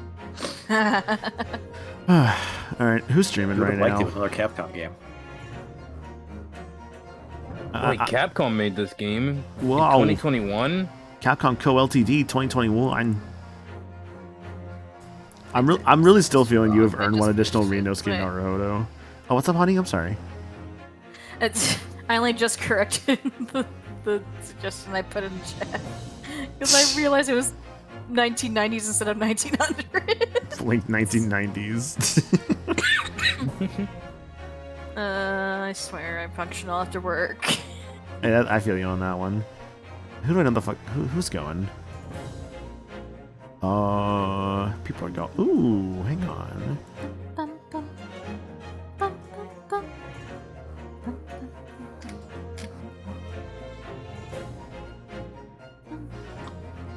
You know what? Yeah, I know who I want to raid. I got a raid target. Can't wait to see McGilded in Mario Galaxy 2. Exactly. Alright. Well, I got all my stuff, so we are gonna go raid Jarsus' stream. I saw Jarsus is playing Kingdom Hearts Recoded right now, so I'm like, ooh, Kingdom Hearts. Oh, nice. Yeah, that's actually the one Kingdom Hearts game I've actually never beaten. I am going to try and fix that at some point. Again, we're ready with you have earned one additional Rinosuke Naruhodo. Yippee. Yippee. Thank you again for being here, guys. I really do appreciate it. It does mean a lot, and I always appreciate the vibes and just like hanging out and all that. Means a lot. And thanks to Trill, most of all. Yeah, thank you to Trill. Thank you, Han Han. Thank you to Trill. Thank you to KB. Thank you to Peter. And thank you most importantly to my lovely guest of honor, Anna. Meh. You said my phone. Try again? I thought you were trying to make that a pun of like honor or something like that. my guest of honor. Honor. That's Just right. like Zuko here. That's right. We're going back in time to stop at first Thanksgiving. The turkey's off the menu. Okay, turkey's off the menu. That's right. We're going back in time. All right, raid's going. Thank you for being here once again. I'll catch y'all later. See y'all next week for video games. I love video games. Bye. Whatever.